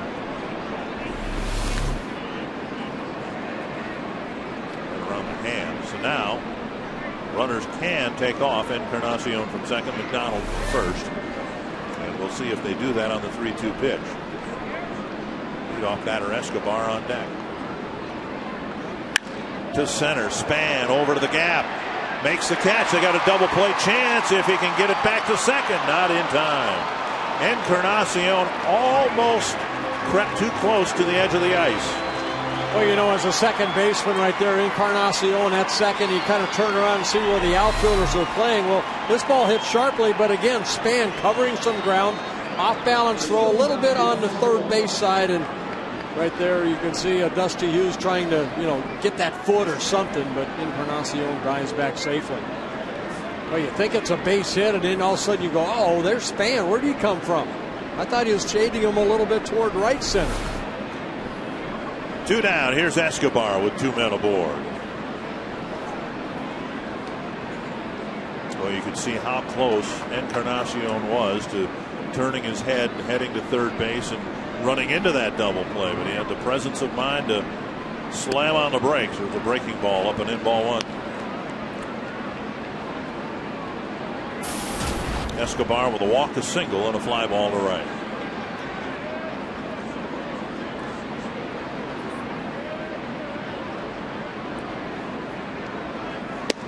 That hits the inside corner.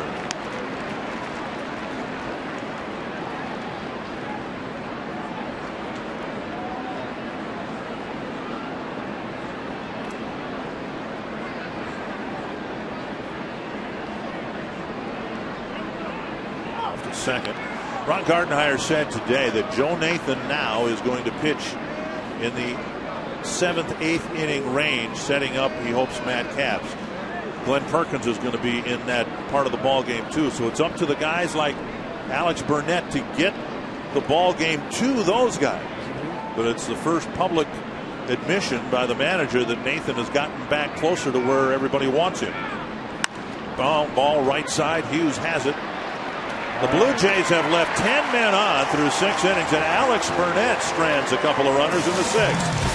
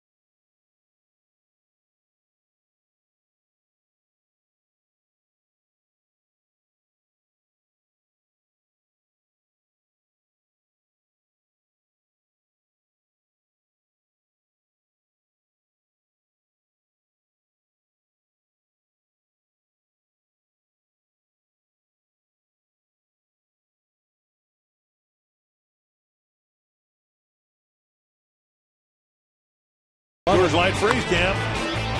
Right off the get-go, off the bat of Patterson. Man kind of went toward Michael Kadar in right field, then had to backpedal and keep going, and makes a nice running catch. That in the 1st inning. The Frost Brewed Coors Light Freeze Camp. About the hardest hit ball for the Twins tonight was Luke Hughes. First pitch liner to right, caught by Bautista. Now a couple of hops over to Escobar. Twins still looking for their first hit. That'll bring up Drew Butera. Well, a lot of ground ball outs for Ricky Romero. 10 so far in the ball game with 4 strikeouts. Romero, we talked about his delivery, how quick he is toward home plate. Look at that. Wow, boom. Romero 5 1/3 of no-hit baseball. And fielding his position. Butera bounced into a double play his first time up. Down and away, ball 1. Romero's issued 2 leadoff walks. Got the Butera double play in the 3rd, and then wild pitch span to second after his leadoff walk in the 4th. But 3 weak little ground balls later, he was out of the inning.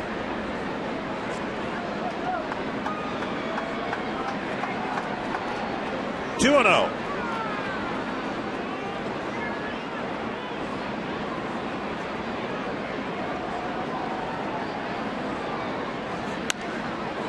And now 2-1. All right, how's he done it here? We'll take a look at the Quest high-speed pitch, brought to you by Quest high-speed internet. Let's see where Romero was at on our high-speed pitch at 96, and Pavano at 92. Powering fly ball, it's foul and out of play. Well, it's not just the 96, but if you can locate it at 96, you can imagine how tough it is to square a ball up and hit it hard any place. Very good rhythm for Ricky Romero here tonight. Again, he's 3-0 in his career against the Twins in 4 starts, an ERA under 3. So he's had some very good games against the Twins. And Butera's called out on strikes, out number 2. Strikeout number 5. And that's the location we're talking about. That pitch on the outside corner right at the knees at 96 miles per hour. Look at that right there. Wow. So 2 down, and here is Denard Span.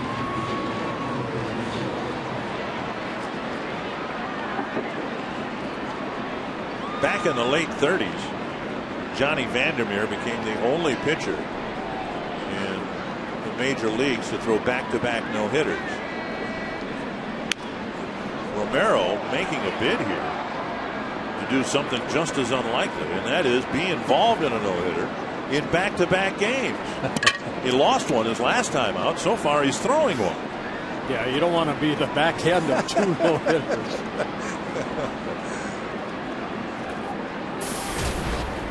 One strike to Span.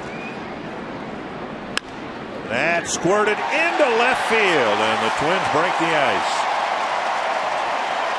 Just a weak little ground ball between McDonald and Escobar, and the Twins finally get their base hit. Well, I think that's why there's only been 249 no-hitters in Major League history, because it's so difficult.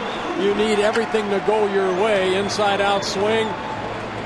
And McDonald, I mean, he's playing them pretty, off the line a little bit, diving for the ball and get by him quickly in the left field. Now Romero tough to steal on, but we'll see if the Twins don't send Span here anyway, just because there's 2 outs. And he's had, it took you until the 6th inning to get a single. What are your chances of, getting a double or a home run here? Let's hope it's very good for Trevor Plouffe. 1 strike to Plouffe.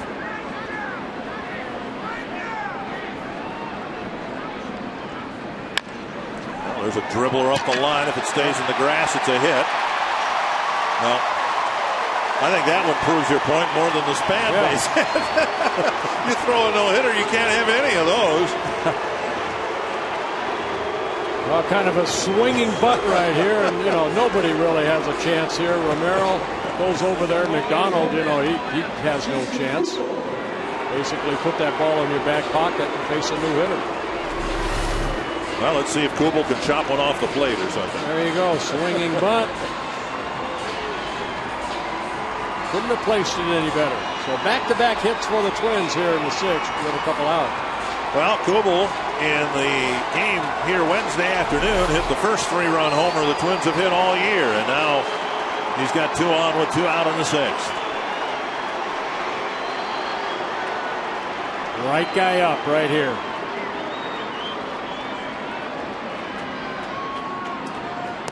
And that gets away from the catcher, and 2 runners will move up.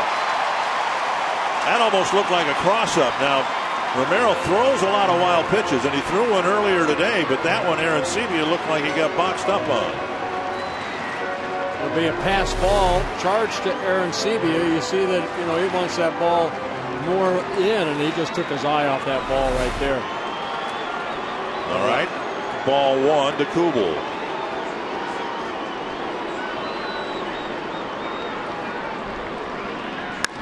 And a bouncer to short. Escobar throws across to end the inning. Nothing hit hard at all, but the Twins did get their first 2 hits and strand 2 more runners in the 6th.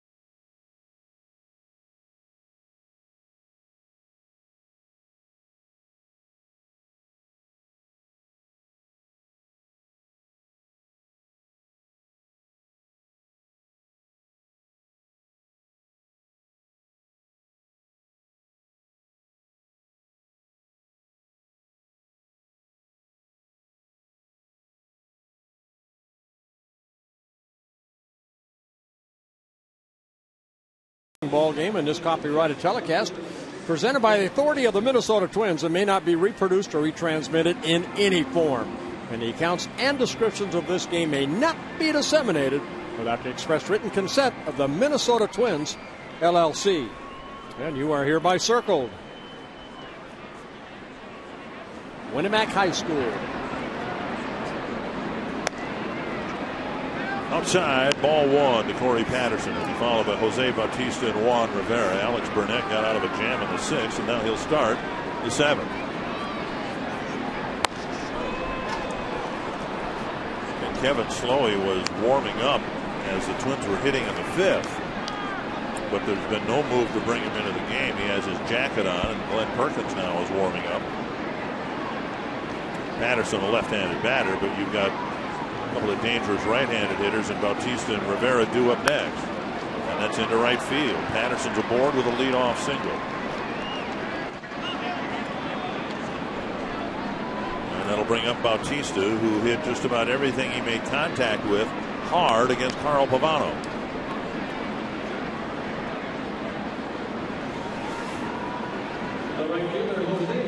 And again, this is a situation where it's going to be Burnett's job to try to get the Twins through the 7th.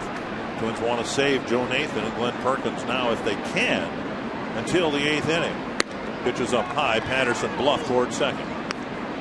Let's take a look at the hot zone for Bautista. I guarantee you most of it is about belt high, probably middle in. 37 hits. That's where the pitches have been. Now Patterson at first base, pretty good speed, 5 stolen bases, but he's been caught 4 times. Now you have to really make sure you keep this ball down. If you leave it up, he's going to hammer it somewhere. At the inside corner to even the count. That looked like it went with a breaking ball right there.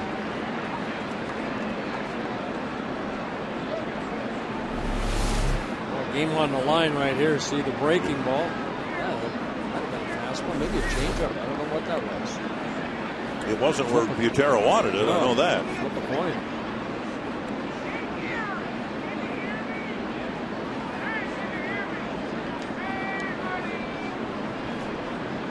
Blue Jays wanted to inject a little speed into their power-laden lineup. So Patterson has a job here. So does Rajai Davis.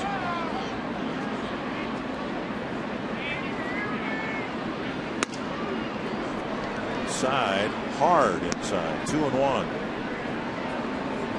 Just don't make the mistake we see pitchers make so many times. They think they've done their job here, and they brush the hitter back, and then the next one's belt high over the middle. You have to really work to get this ball down and away right here. Get it down and away. That pitch was up and in. Well, like I said, even good hitters get themselves out. You know, we've seen it a couple of times already this year. Was it Scott Baker came up and into Alex Rodriguez on a pitch, and then Rodriguez, it's as if he knew the next one was going to be right there, and he hit it about 430 feet. Yes, he did. 2-2, Burnett to Bautista. Foul away.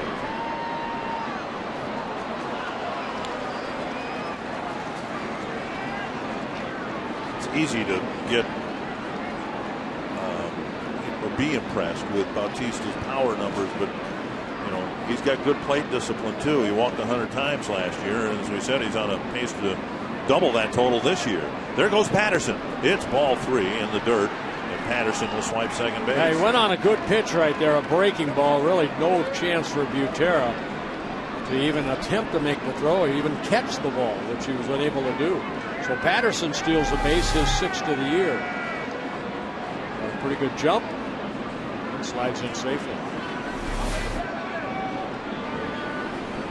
Bautista trying to get himself set for what he hopes is a fastball for a strike.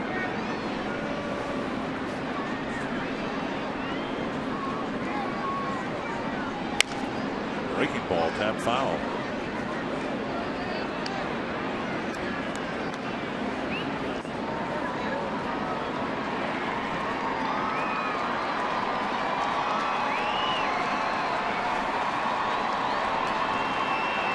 Gave up a lot of hits, but he never gave up a leadoff hit. And now Burnett's given up one and a stolen base here in the 7th. Popped him up, and it's backing out of play. Again, he gave him an off-speed pitch. And Butera will run a new baseball out to the mound.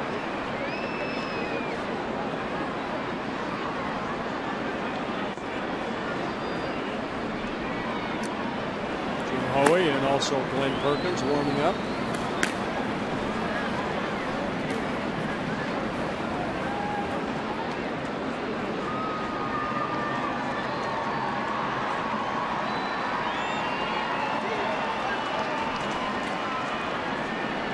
Count again to Bautista. Just off the outside corner. Burnett almost clipped it, but instead now first and second, nobody out. Here comes Ron Gartenhire.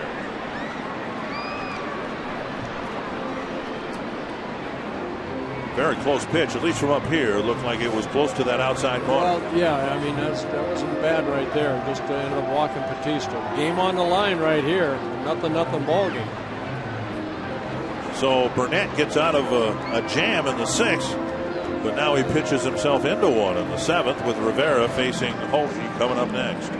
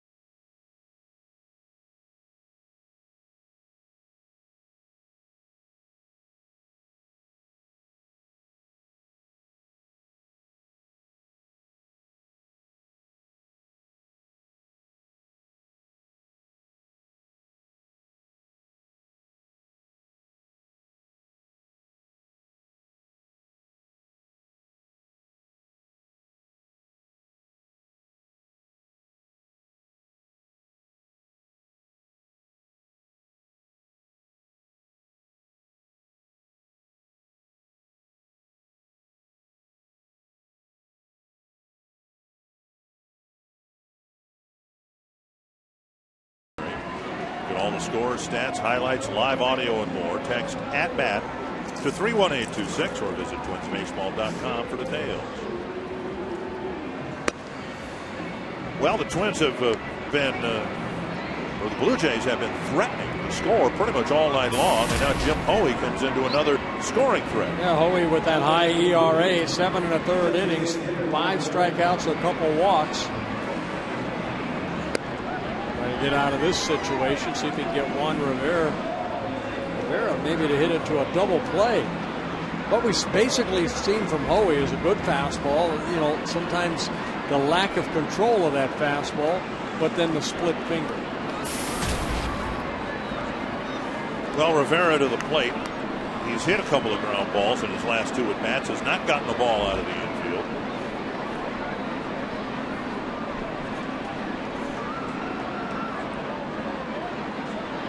And this is the time not to.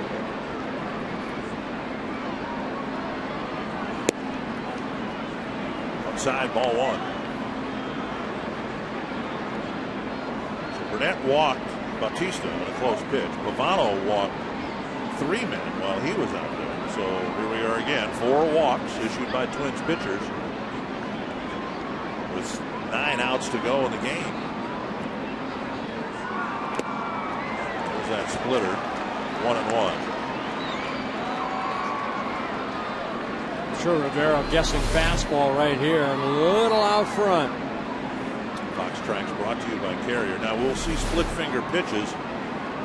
The really good ones have some drop to it. Hoey's ends up acting more like a straight change. There's not a lot of downward movement on it, at least not yet. Fastball lifted foul and out of play.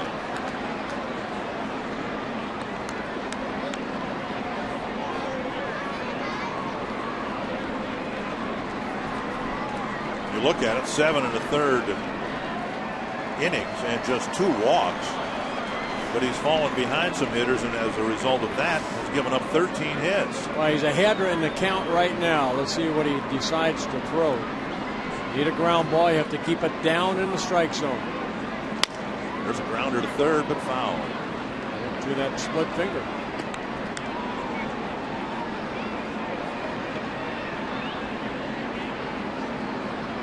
Indians beat the Mariners 5-4 on a Travis Hafner homer in the 9th.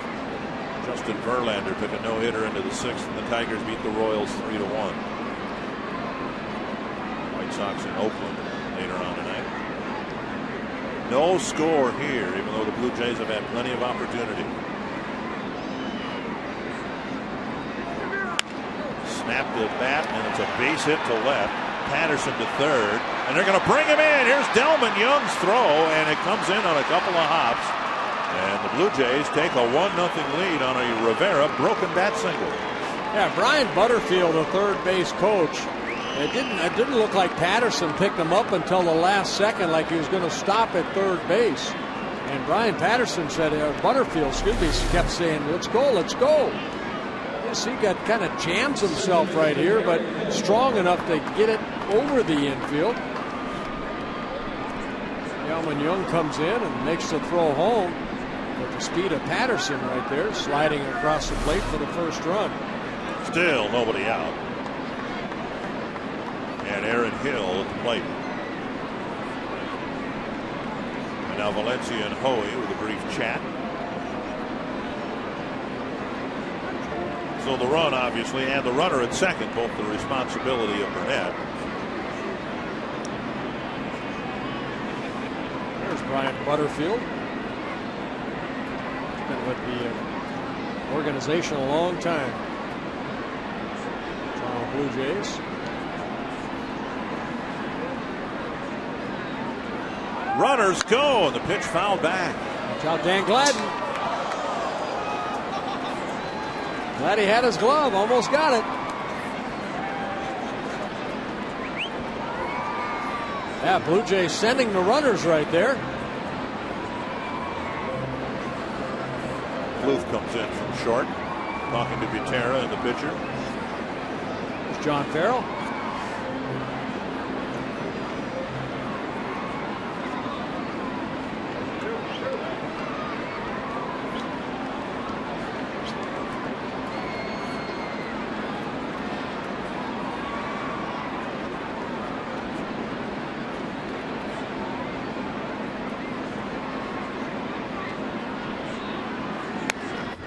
fouled back to the screen, and Hill with a pretty good cut at that 94-mile-per-hour fastball.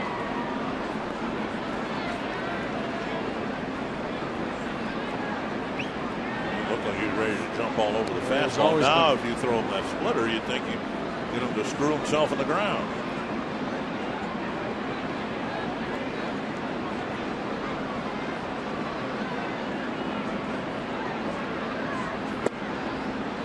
And there it was, but taken for a ball, 1-2.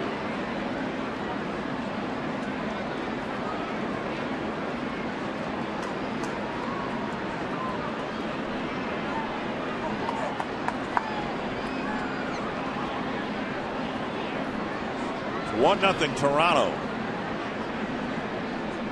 Oh, he's trying to keep it that way.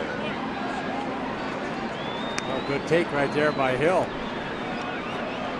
Hill 2 years ago hit 36 home runs, drove in 108 runs. Last year, 26 home runs, drove in 68.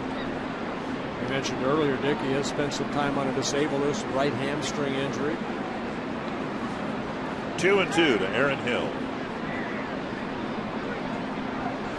There's a half swing and got him. So Hoey gets a strikeout. First out of the inning. A good pitch down and away, and Hill unable to hold up.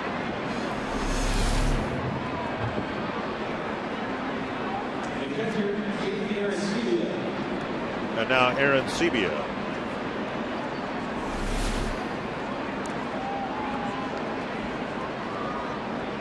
Aaron Sebia, soft liner to Plouffe, a walk and a fly ball to Kadire.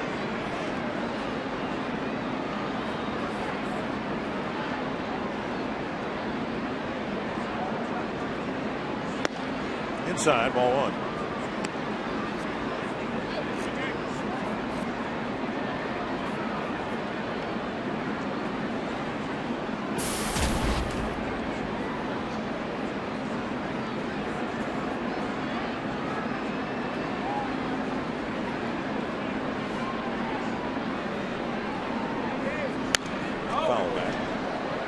Sebia, #1 pick by the Blue Jays back in 2007 out of the University of Tennessee. Came up a little bit last year, in the spring training. Job's basically his. Jose Molina, the backup catcher, here for John Farrell.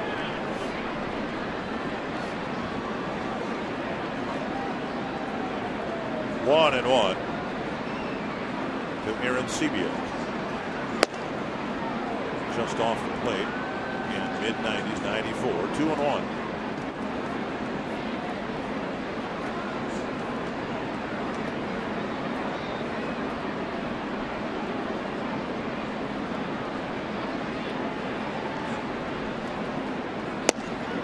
There's that splitter that's taken for a strike.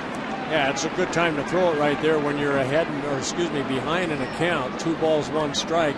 You know the hitter's looking fastball. And that splitter, even though it's right down the middle of the plate, Aaron Sebia does not attempt to swing at it. 2-2. Bouncer to short. Plouffe. To Hughes to Morneau. The double play. Blue Jays get the first run of the game. Hoey does a nice job pitching out of a jam. Time for the 7th inning stretch. Brought to you by Medica.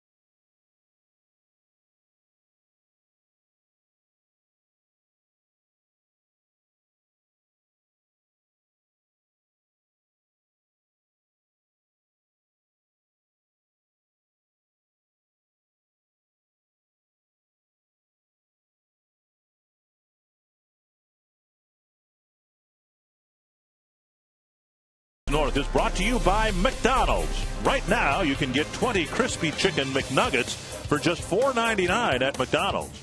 And the new Quest 5-year price lock promise. Visit quest.com/promise for details. First run of the game going to Toronto. Twins have to play catch up here. Middle of their lineup is due up against Ricky Romero, who finally relented, gave up a couple of scratch hits, and I mean scratch hits. Bernard Span hit a 7-hopper through the left side of the infield. Then Plouffe hit a little number that went about 40 feet up the baseline. Morneau has grounded out twice, and look at the shift that they have on for him, and look at the left side of the infield for Justin Morneau. He could bunt for a double here. They pitch him away. It's 1-1.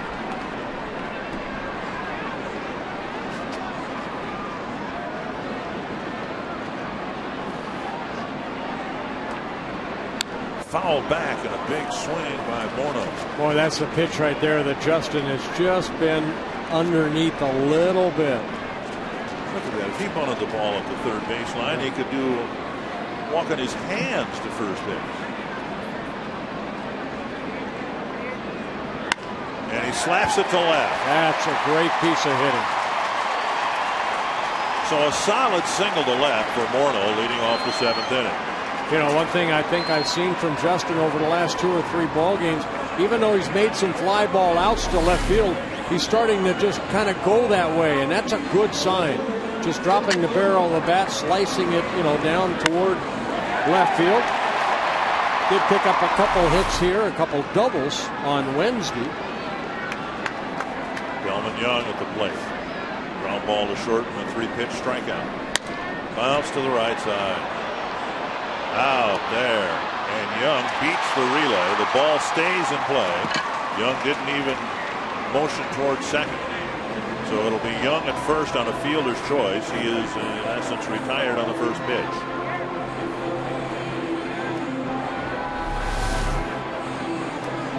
Yeah, attempt of a turn of a double play. Good hard slide by Justin, but the throw by Escobar up the line, and you can see the inexperience really of the first baseman right there of Encarnacion. Again, his foot is right on top of the base. That's scary. Well, here's Cuddyer. Twins need to string something together here or get a big jolt from Cuddyer. And as he's done, I think in his other 2 at-bats, he's gone after that inside corner with that cutter to get strike 1.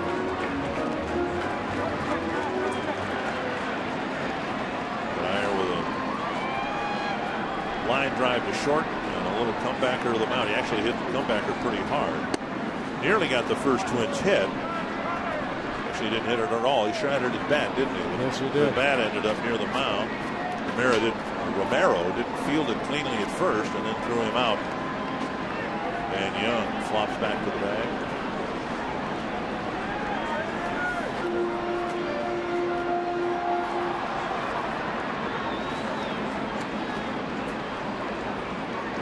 One and one to Cuddyer. There's that inside corner again. Boy, all 3 pitches inside.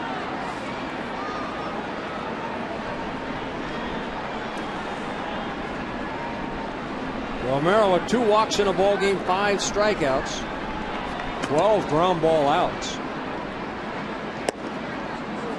And now 2-2.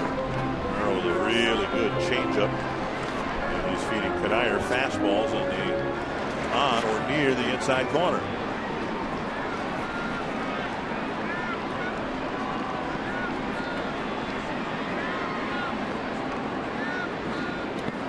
Blocked nicely by Aaron Sebia. 3-2, and that might allow Young to take off early from first. Yeah, that was a changeup right there, but he just, you know, it's where you want it, down in the right near the home plate. You don't want to leave it up. See what Gardy decides to do with Delman Young at first. Full count to Cuddyer. Young goes. Pitch bounced to third. Nice backhanded pickup by John McDonald and a dig at first by Encarnacion. And again, Cuddyer stumbles as he crosses the first base bag. And now Jerry White is talking with him. A On the front end of this, a nice pickup by McDonald, but more concern, I think, about the footwork of the first baseman. Hey, see Jerry White talking to Encarnacion about that, but again, John McDonald, known as a defensive player, no matter where you put him, third, short, or second, makes a nice play. And you can see Encarnacion getting that right foot out of the way, but boy, he's got to be careful over there. Right, run at second, 2 down. Valencia takes a strike to the inside corner. Not as much for him as that, the base runner's coming down, you could trip him, and then all of a sudden, now you hurt one of the Twins. Twins don't need that right here. Had enough guys hurt. Valencia, second on the team with 18 runs batted in.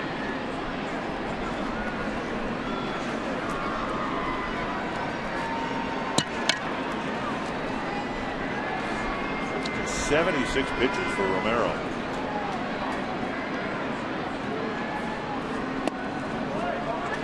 One and one.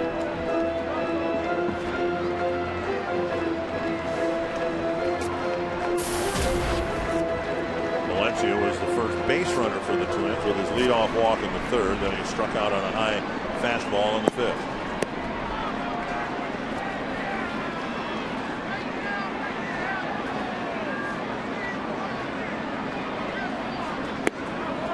Down low, 2-1.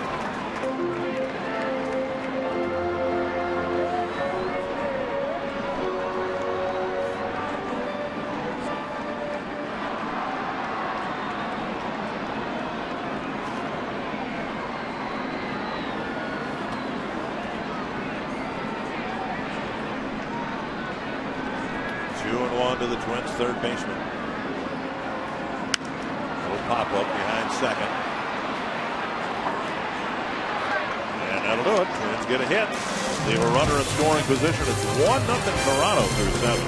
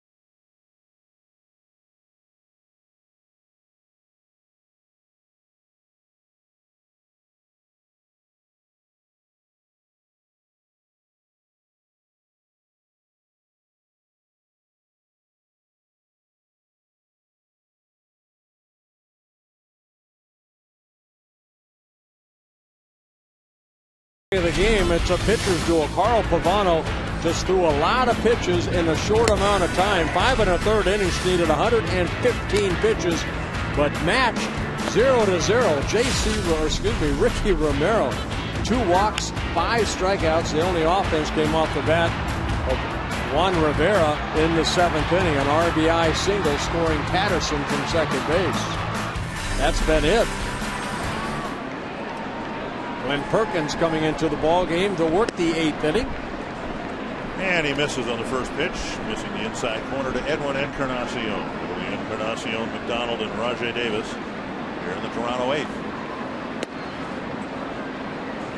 2-0. Well, very good numbers for Glenn Perkins out of that bullpen, making his 17th appearance.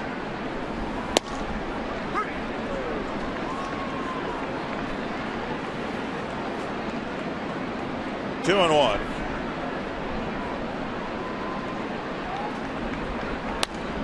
And now 2-2. Carl Pavano went 5 1/3 innings, had a high pitch count, didn't give up a run. Alex Burnett got out of a jam in the 6th, got into one in the 7th. Jim Hoey gave up a run producing hit to the first man he faced, and that's been it. Now Perkins trying to navigate through the 8th inning. 2-2.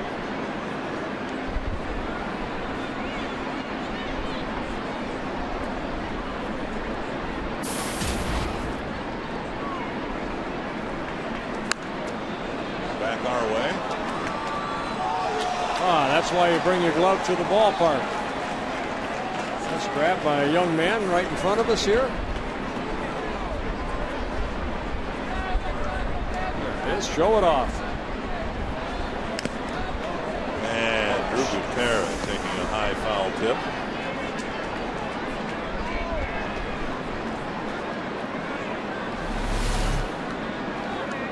That's where this ball hits Gutierrez, right on the right shoulder.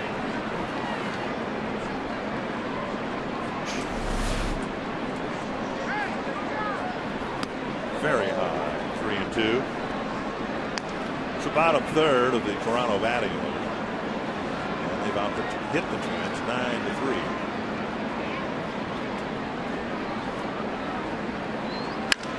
Ripped to left. Another leadoff hit. That's how the 7th inning started. When the Blue Jays scored a run. And Encarnacion aboard to start the 8th. Outdoor enthusiasts, Fox Sports North Outdoors is your home for the best outdoor programming every Saturday and Sunday morning.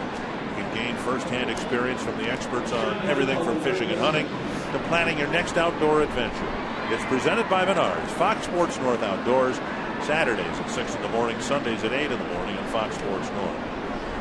Those of you up at your fishing opener destination or on your way, the weather is too bad, you can stay home and watch other people catch fish tomorrow morning.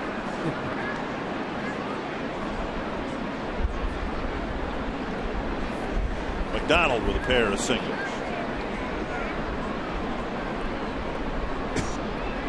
See if McDonald's asked to bunt. He is.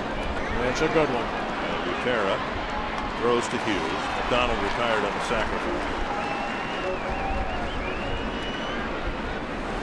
It's got to be a wonderful security blanket, if you will, for a manager. Having a guy like McDonald, when you're in situations like this, put him in the lineup, confident that whatever he's asked to do, he'll do. Well, you know what? 13 major league seasons. That's how he stayed at the major leagues levels for so many years. He does the little things right. Here's Rajay Davis. Open at ball 1.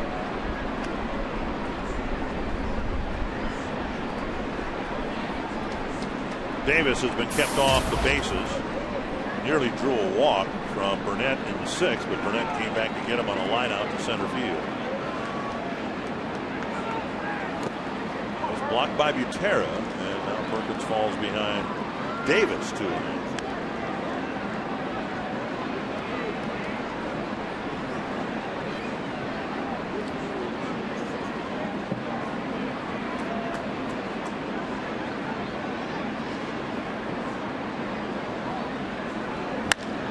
Base hit right field. Encarnacion to third. He'll be held up as Brian Butterfield almost went to the Toronto on deck circle to make sure that Encarnacion saw the stop sign. Well, as a third base coach, what you want is how does that outfielder react to a ball hit his way? And of course, Michael Kadire, known throughout the league to have an outstanding arm, great accuracy. But you want that runner to come around the bag as quick as possible in case something happens. Kadire fielded it perfectly, and Encarnacion held at third base. Twins turn to double play to get out of the 7th. They'd love to get another one here. Here's a squeeze play, and the runner freezes. Perkins throws and gets him out. Somebody missed a sign there. Escobar bunting with one out. Got Davis to second base. But Encarnacion never even motioned toward home plate, as if the entire play caught him by surprise. Yeah, again, we saw this play right here, I think Jim Leland did it perfectly the other day. Right there, definitely some miscommunication.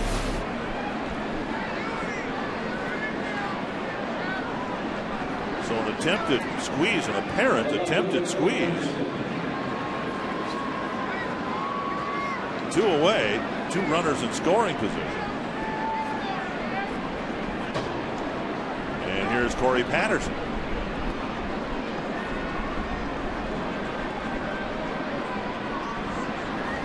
Patterson singled leading off the 7th and then scored so far the only run of the game, strike 1. Now I suppose it's conceivable that the play wasn't put on, and Escobar thought it was, and maybe the hitter missed the sign. I say there was some miscommunication there. Well, a big out for the Twins right there. Now I'll get the final out here, hopefully in Patterson.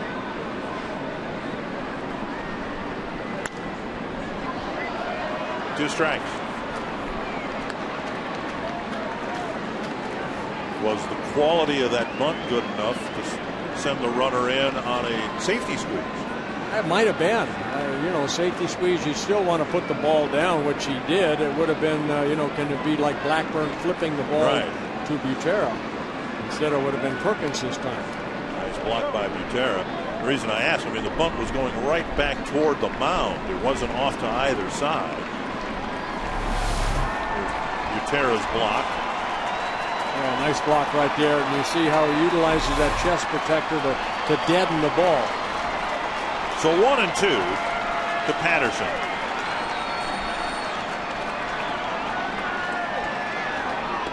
Ooh, Butera reach out at the last inning, catch that pitch. 2-2. This might be harder to catch than the block, because Butera sitting inside, and all of a sudden that ball's down and away with something on it. 2-2 to Patterson. Got him. So Perkins gives up a couple of base hits and a couple of runners. An apparent mistake by the Blue Jays. A strikeout ends it. Blue Jays have left 13 men on through 8 innings.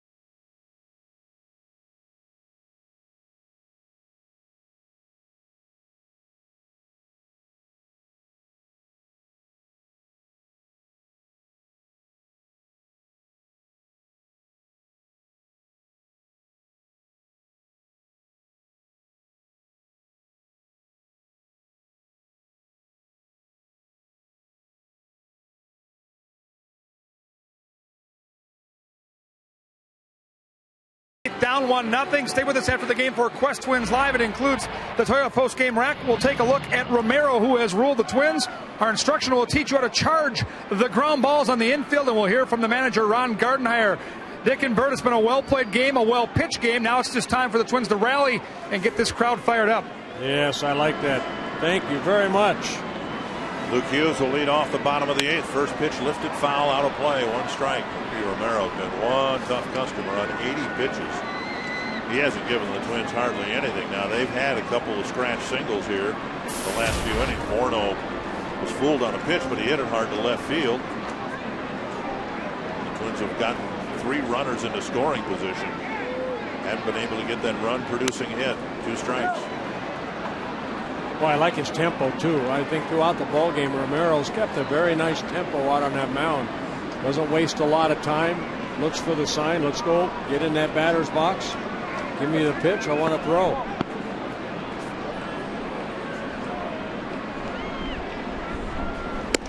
High fastball gets him. And strikeout number 6. Now, Romero came into the ball game with 43 strikeouts and 42 in the 3rd innings pitch. And he has 6 here tonight. Get involved in our telecast. Let us know who you think will be the Arby's value player of the game. Text the word value followed by a space and the player's name to short code 234-234. Delman Young is going to be worthy of the lofty first spot. He's going to have to do something. Let's see if Ben Revere can get some the Twins offense going right here. Twins running out of outs, and so they'll pinch hit Revere for Butera. Now this, of course, one of those situations where the Twins really miss Jim Thome. It's hoped that Thome will be the next guy back off the disabled list. He's supposed to play some games down in Florida in the next day or 2, I was told. 1-0 to Revere. Checked his swing. 2-0. Now I checked with Revere as to how his face is doing after his slide the other day. He said everything was fine.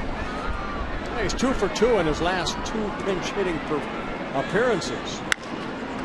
Off the glove of Romero. And out number 2. I'll bring up Denard Span. Twins in Toronto play at 3:10 tomorrow. It's the first DQ cap game of the season. First 20,000 fans get a cool Twins cap courtesy of DQ. You can give a call to 833-TWINS. Visit twinsbaseball.com. Check on ticket availability for tomorrow's game against the Jays. Here is Span with 2 outs. Got the first Twins hit with 2 out in the 6th. Off the end of the bat that rolled between McDonald and Escobar into left field. Yeah, again with Span up. Of course, the third baseman like McDonald, you have to play even with the bag, take the bunt away, and Span just slapped it by him into left field. Slice to left. Patterson back a few steps. And another good inning for Ricky Romero as the Twins send 3 men to the plate. Stay tuned for the Gander Mountain weekend weather update for Twins territory.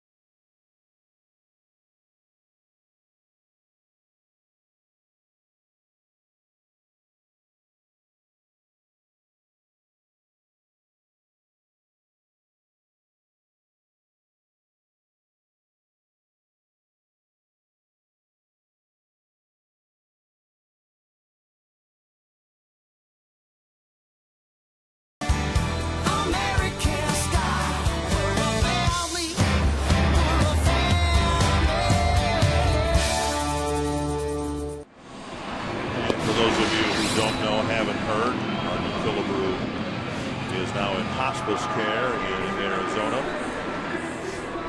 with the battle apparently close to ending his battle against esophageal cancer. Prayers are still with you, Harmon. Joe Nathan coming out of the bullpen. He'll pitch to the Blue Jays here in the 9th inning. Well, Joe making his 14th appearance. Still a high ERA because of some innings he's given up, the multi-run innings, but the 12 1/3 innings, 10 walks he'd like to cut down on as far as, 10 strikeouts, 8 walks, cut that down a little bit. Big challenge right out of the chute. Jose Bautista facing Joe Nathan in the 9th. And a breaking ball that clips the corner, and Bautista ran out of the box as if to bunt, took the pitch, looked back in disbelief as Jeff Kellogg called it a strike. That slider right there for strike 1.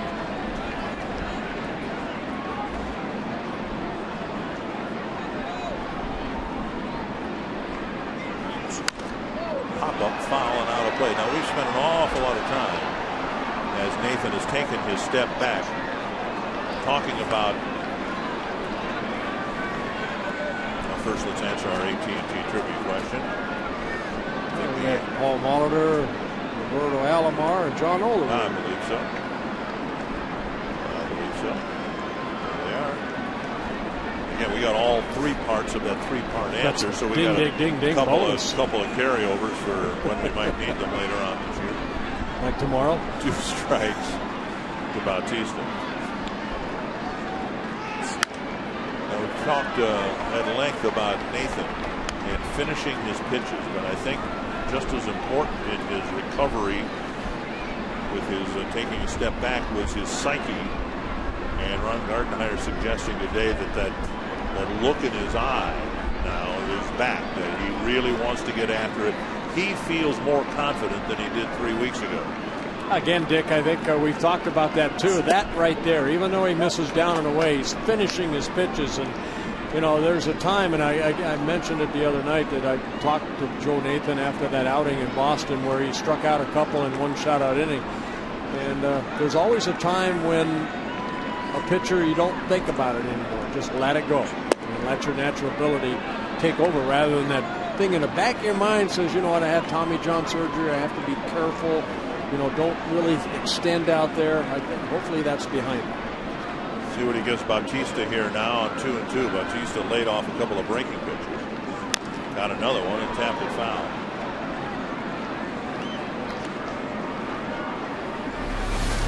Well, Bautista does not get cheated up there as he fouls that off. Remember when we were in Toronto to start the season, Nathan was the closer, and he got a save, and he threw 90% breaking pitches to get that save in that 9th inning. 31 pitches he needed in that save. And he ended up getting Adam Lind on another curveball, and he's feeding Bautista a lot of off-speed stuff. Yeah. Well, I'll tell you what, I bet you could throw a ball right at his left chest area and he would swing at it. That ball looked like it was a foot inside.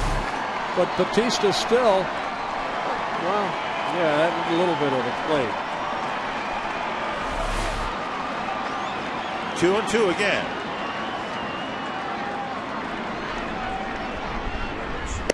And the fastball sails wide. 3-2.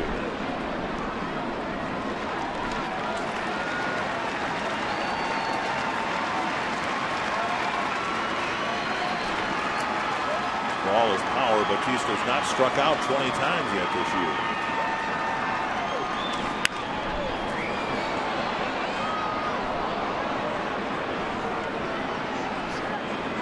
Again, something happened to him when he, you know, Cito and he gassed him, and he had that conversation, a breaking ball, and again, hook foul. The confidence is there. They got to play every day. It was 161 games for the Blue Jays last year. Hit the 54 home runs. There it goes. Finally got one he liked, and he absolutely creamed it.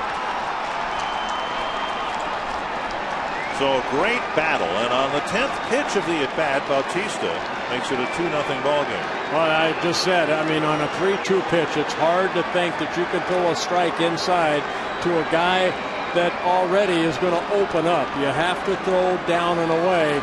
They went back inside into the inside corner again, and Batista smoked this one. It was like cold, hard glass. And we just saw it right here. You see, trying to go inside for a strike, it's difficult. And Batista knew it as soon as he made contact. I give the hitter some credit. He fouled off a whole bunch of breaking pitches, and then Nathan left a fastball over the inside corner. But again, everything was in. Yeah. Never down and away. And when he tried to go down and away, Nathan missed down and away. Foul like that. That's a good pitch right there. He's unable to do that against Batista.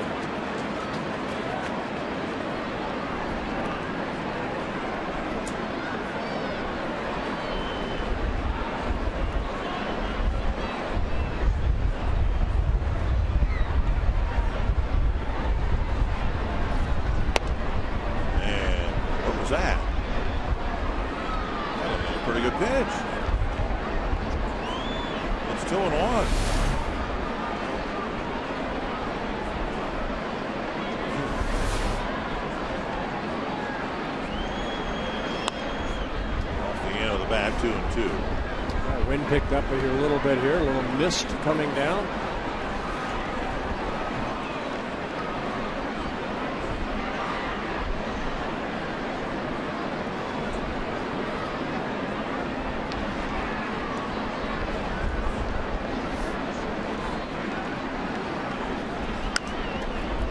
Ugly off-balance swings by Rivera. So as comfortable as Bautista looked at the plate, Rivera doesn't look nearly as comfortable.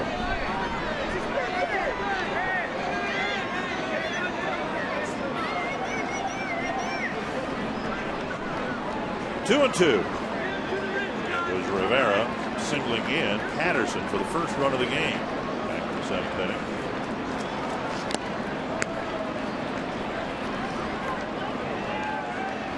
$16 pitches for Nathan.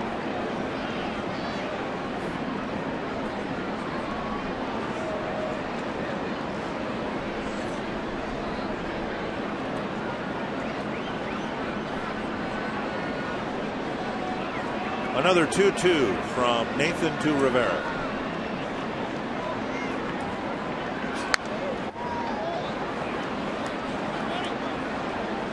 We said it of Pavano, we can say it of Nathan too. There just have not been the swings and misses that we saw before the surgery.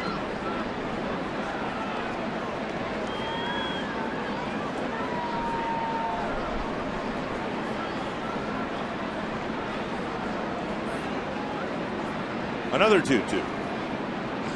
There's a check swing. No swing. And it's another full count.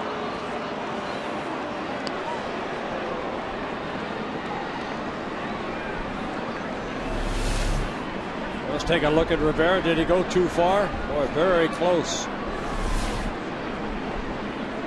What Eric Cooper, the first base umpire, said he did not go.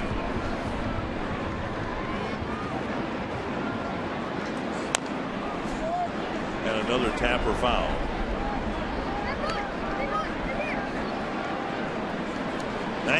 Pitches for Nathan. He threw 10 to Bautista. This will be the 10th to Rivera.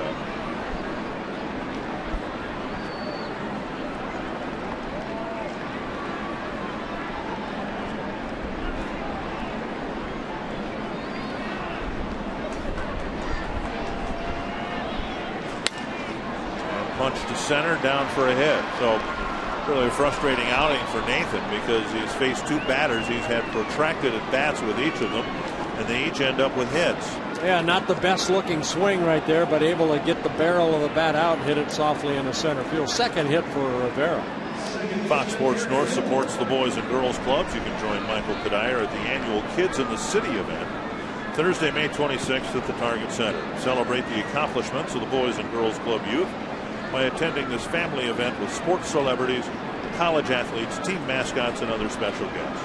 Log on to foxsportsnorth.com and click on the Fox Sports North supports banner for details. Here's Aaron Hill, and there's a high fly to right. And Kadire with the catch. And on the first pitch, Aaron Hill is retired. Yeah, go figure. I mean, Batista 10 pitches, Rivera 10 pitches, Hill 1 pitch. Is it that easy? No, it's not. Beat your head against the wall in the first 2 at bats, and then you throw it down the middle, and the guy gets himself out. Pops it up. Yep. 1 down. Here's Aaron Sebia. Aaron Sebia bounced into a double play to wrap up the 7th inning. Officially 0 for 3 with a walk.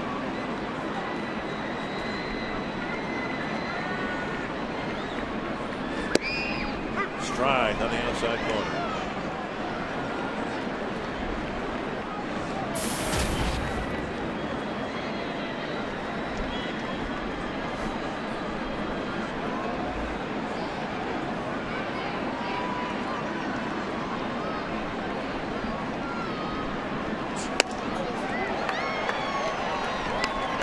And 0-2.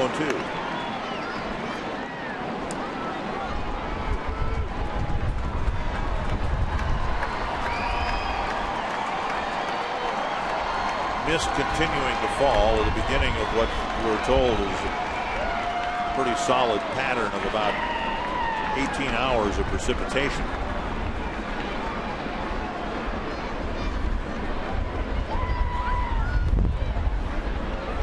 Blocked by Rivera, who's now in the game after the pinch hitting appearance in the last half inning.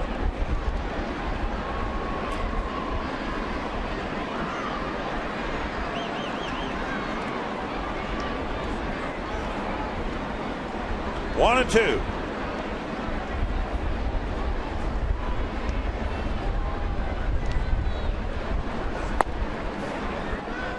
2-2. Imagine now, it's just about 10 o'clock. The fishing season opens in just over 2 hours. You think there's people out on their boat right now? Absolutely. I can promise you that there are. Runner takes off. Nathan never saw him. It's ball 3 and the easiest stolen base Juan Rivera has ever had. His 2nd stolen base of the year and the 2nd stolen base of the ball game. Nathan paying no attention to him. So another full count other than Hill, who was retired on the first pitch. Nathan's had full counts with everybody. And he struck him out. A high, looked like a cutting fastball for the 2nd out of the inning. Straight fastball. Here's a great chance to help more kids play baseball. Roy Smalley's Pitch In for Baseball is asking that you stop by any sports authority until May 15th and drop off your gently used baseball equipment. I've got a bat from the fantasy camp that looks brand new. Not only are you helping out youth baseball, but you'll receive a $10 instant cash card from Sports Authority. Yeah, Tupper hasn't been there recently. That's probably why that bat hasn't had marks in it. Yes, you do.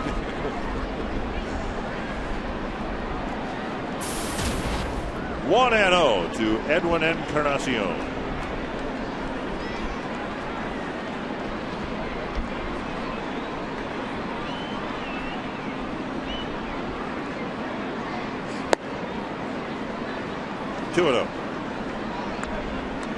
Well, I think one thing we've seen here tonight, I think it's something that I've been bringing up. Pavano just can't control that spot down and away, and I think we've seen it from Joe Nathan too.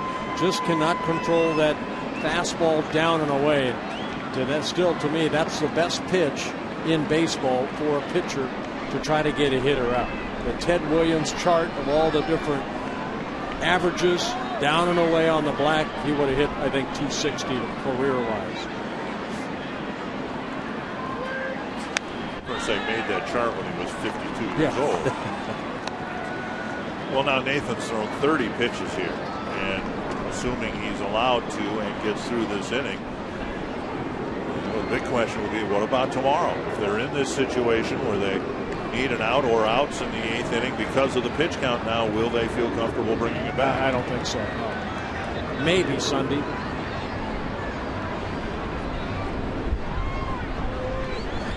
Fouled back. And how many times have Blue Jays fouled off his pitches. If he's thrown 31 pitches now, it seems like they fouled off 15 of them.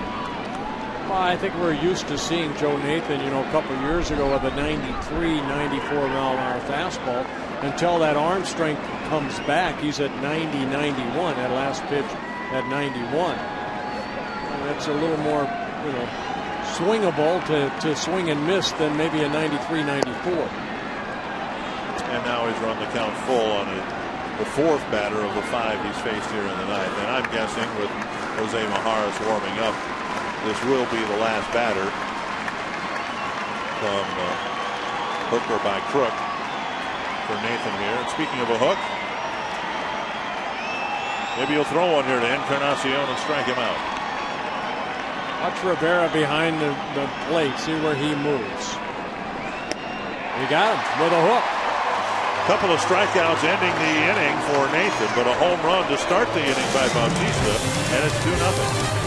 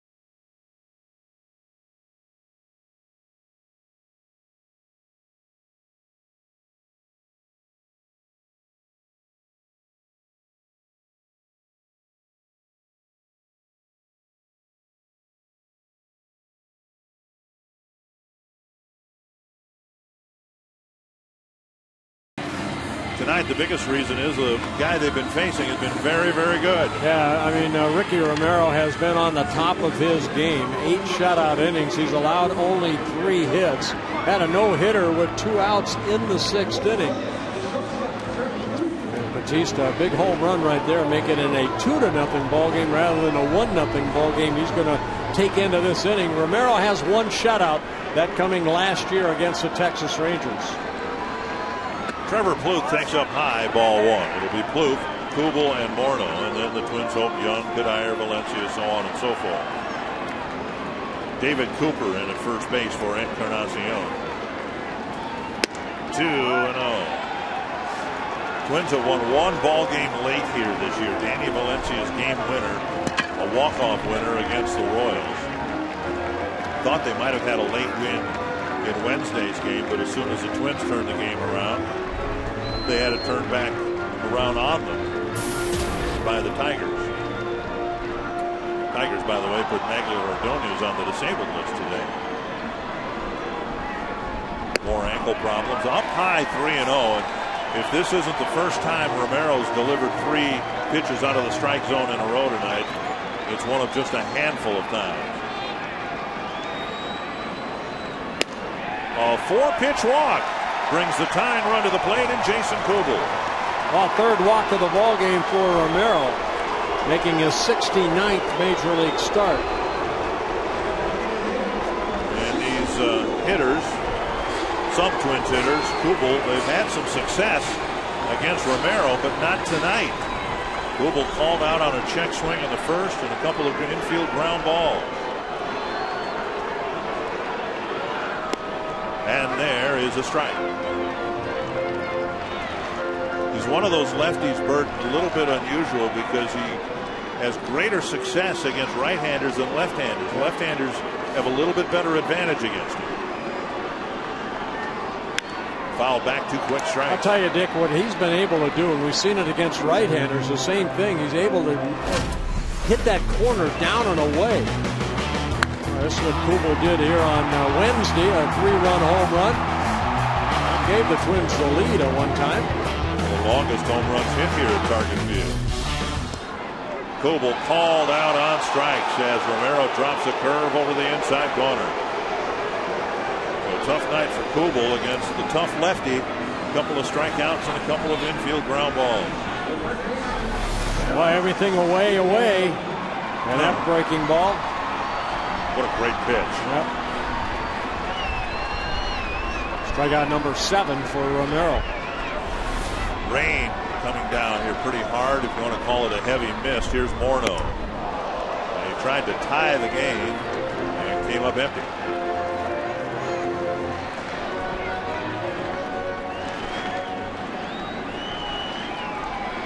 The mist, if you will, coming in sheets.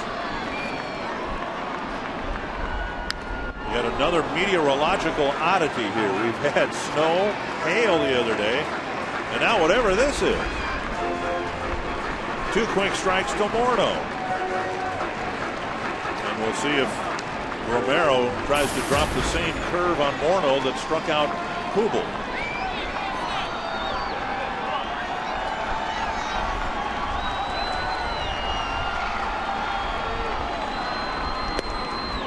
One and 2. Boy, that fastball at 95, so he's finding out what's left in the tank. 97 pitches for Romero, 61 have been strikes, 3 walks, 7 strikeouts. 1 and 2 to Morneau. Kicks away and away from the catcher Aaron Sebia. It hit Morneau. Otherwise, Plouffe likely would have been able to advance to second, so the double play still in order. Yeah, it looked like a changeup right there. Aaron Sebia keeping it near home plate. 2 and 2.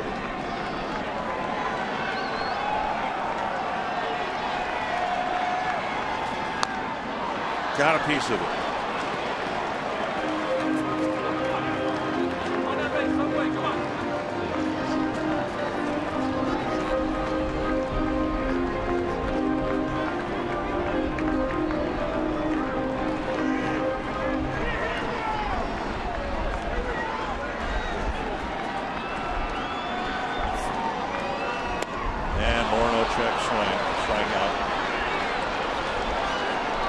Back to the fastball away after a changeup down. Romero picking up his 8th strikeout, working the outer half of the plate. And Romero, I don't know if he's hurt himself. John Farrell coming to the mound here. And Romero with 100 pitches.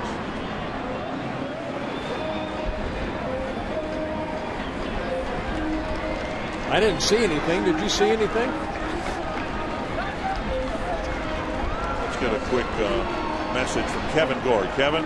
Yeah, guys, more devastating news for Minnesota sports fans. A release from the Minnesota Wild. Current New York Ranger and former Minnesota Wild player Derek Bugard passed away earlier today in his apartment in Minneapolis, just 28 years old. More news at foxsportsnorth.com, but just awful, awful news. Delman Young, ground ball right side, and it leaks through. Plouffe to second, he'll hold up there, so Young finds just barely enough room under a diving Aaron Hill to keep the game alive for Michael Cuddyer. And they're going to make a pitching change.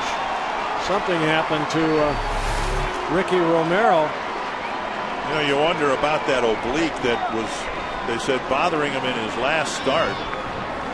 And he got through 8 innings in great shape. He's very upset at himself as he walks off the mound. He got a chance to get a shutout. But he leaves the ball game after 8 2/3 innings of 4-hit baseball. And the Twins with a chance to win it with one swing of the bat.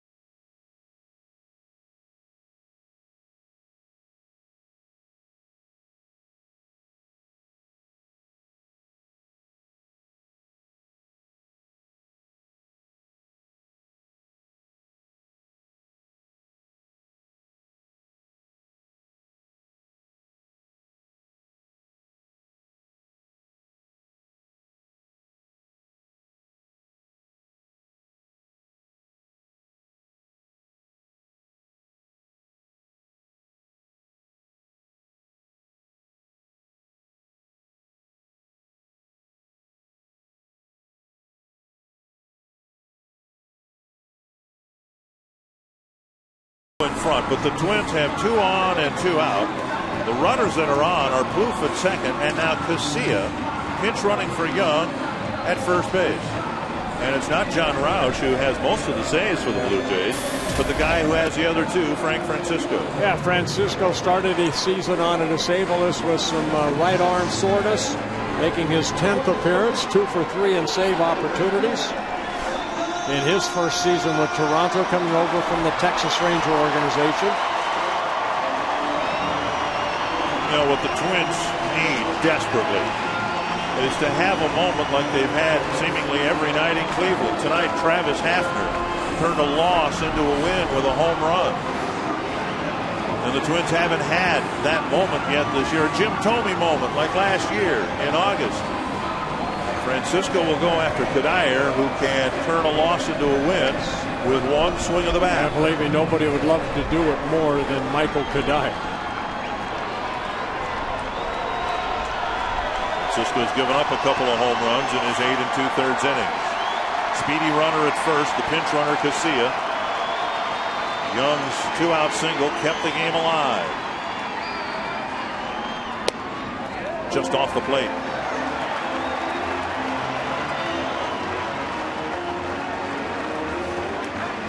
Francisco with a good fastball. He has a split finger and then a breaking ball.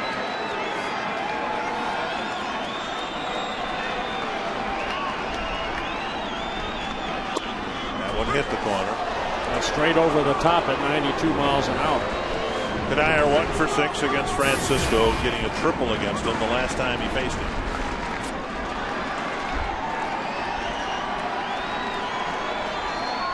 One and one.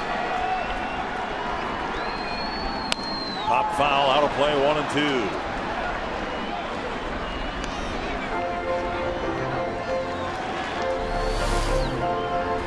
Straight over the top again. Fastball down, and Cuddyer getting underneath it.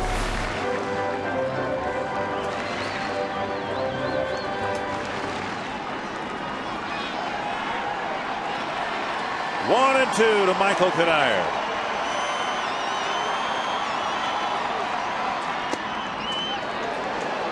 A little bit low. 2 and 2.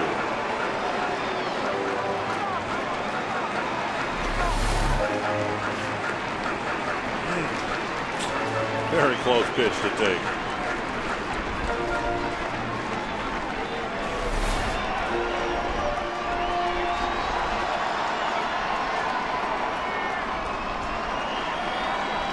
Big pitch right here for a pitcher. You want something to happen. You want to go 3-2. 3 and 2. So now runner's going to get a good lead right here and take off. They weren't holding Casilla or Plouffe at all anyway, but now hit to the gap should score the tying run.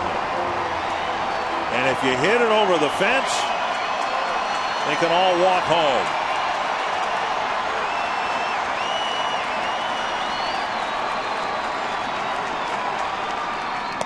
Check his swing. They'll appeal. Strike 3. The home plate umpire called strike 3. Yeah, I think Cuddyer went too far. They didn't appeal. Home plate umpire Jeff Kellogg made the call. And Cuddyer strikes out to end the game, and the game ends 2-0. Yeah, down in the strike zone. And Cuddyer looked like he went too far. Jeff Kellogg saying, yes, you did.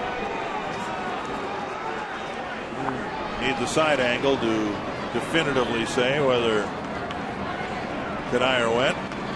And here it comes. Oh boy. Jeff Kellogg with the call, and the Twins, and now Anthony LaPanta, incredibly, have lost 6 straight games at home.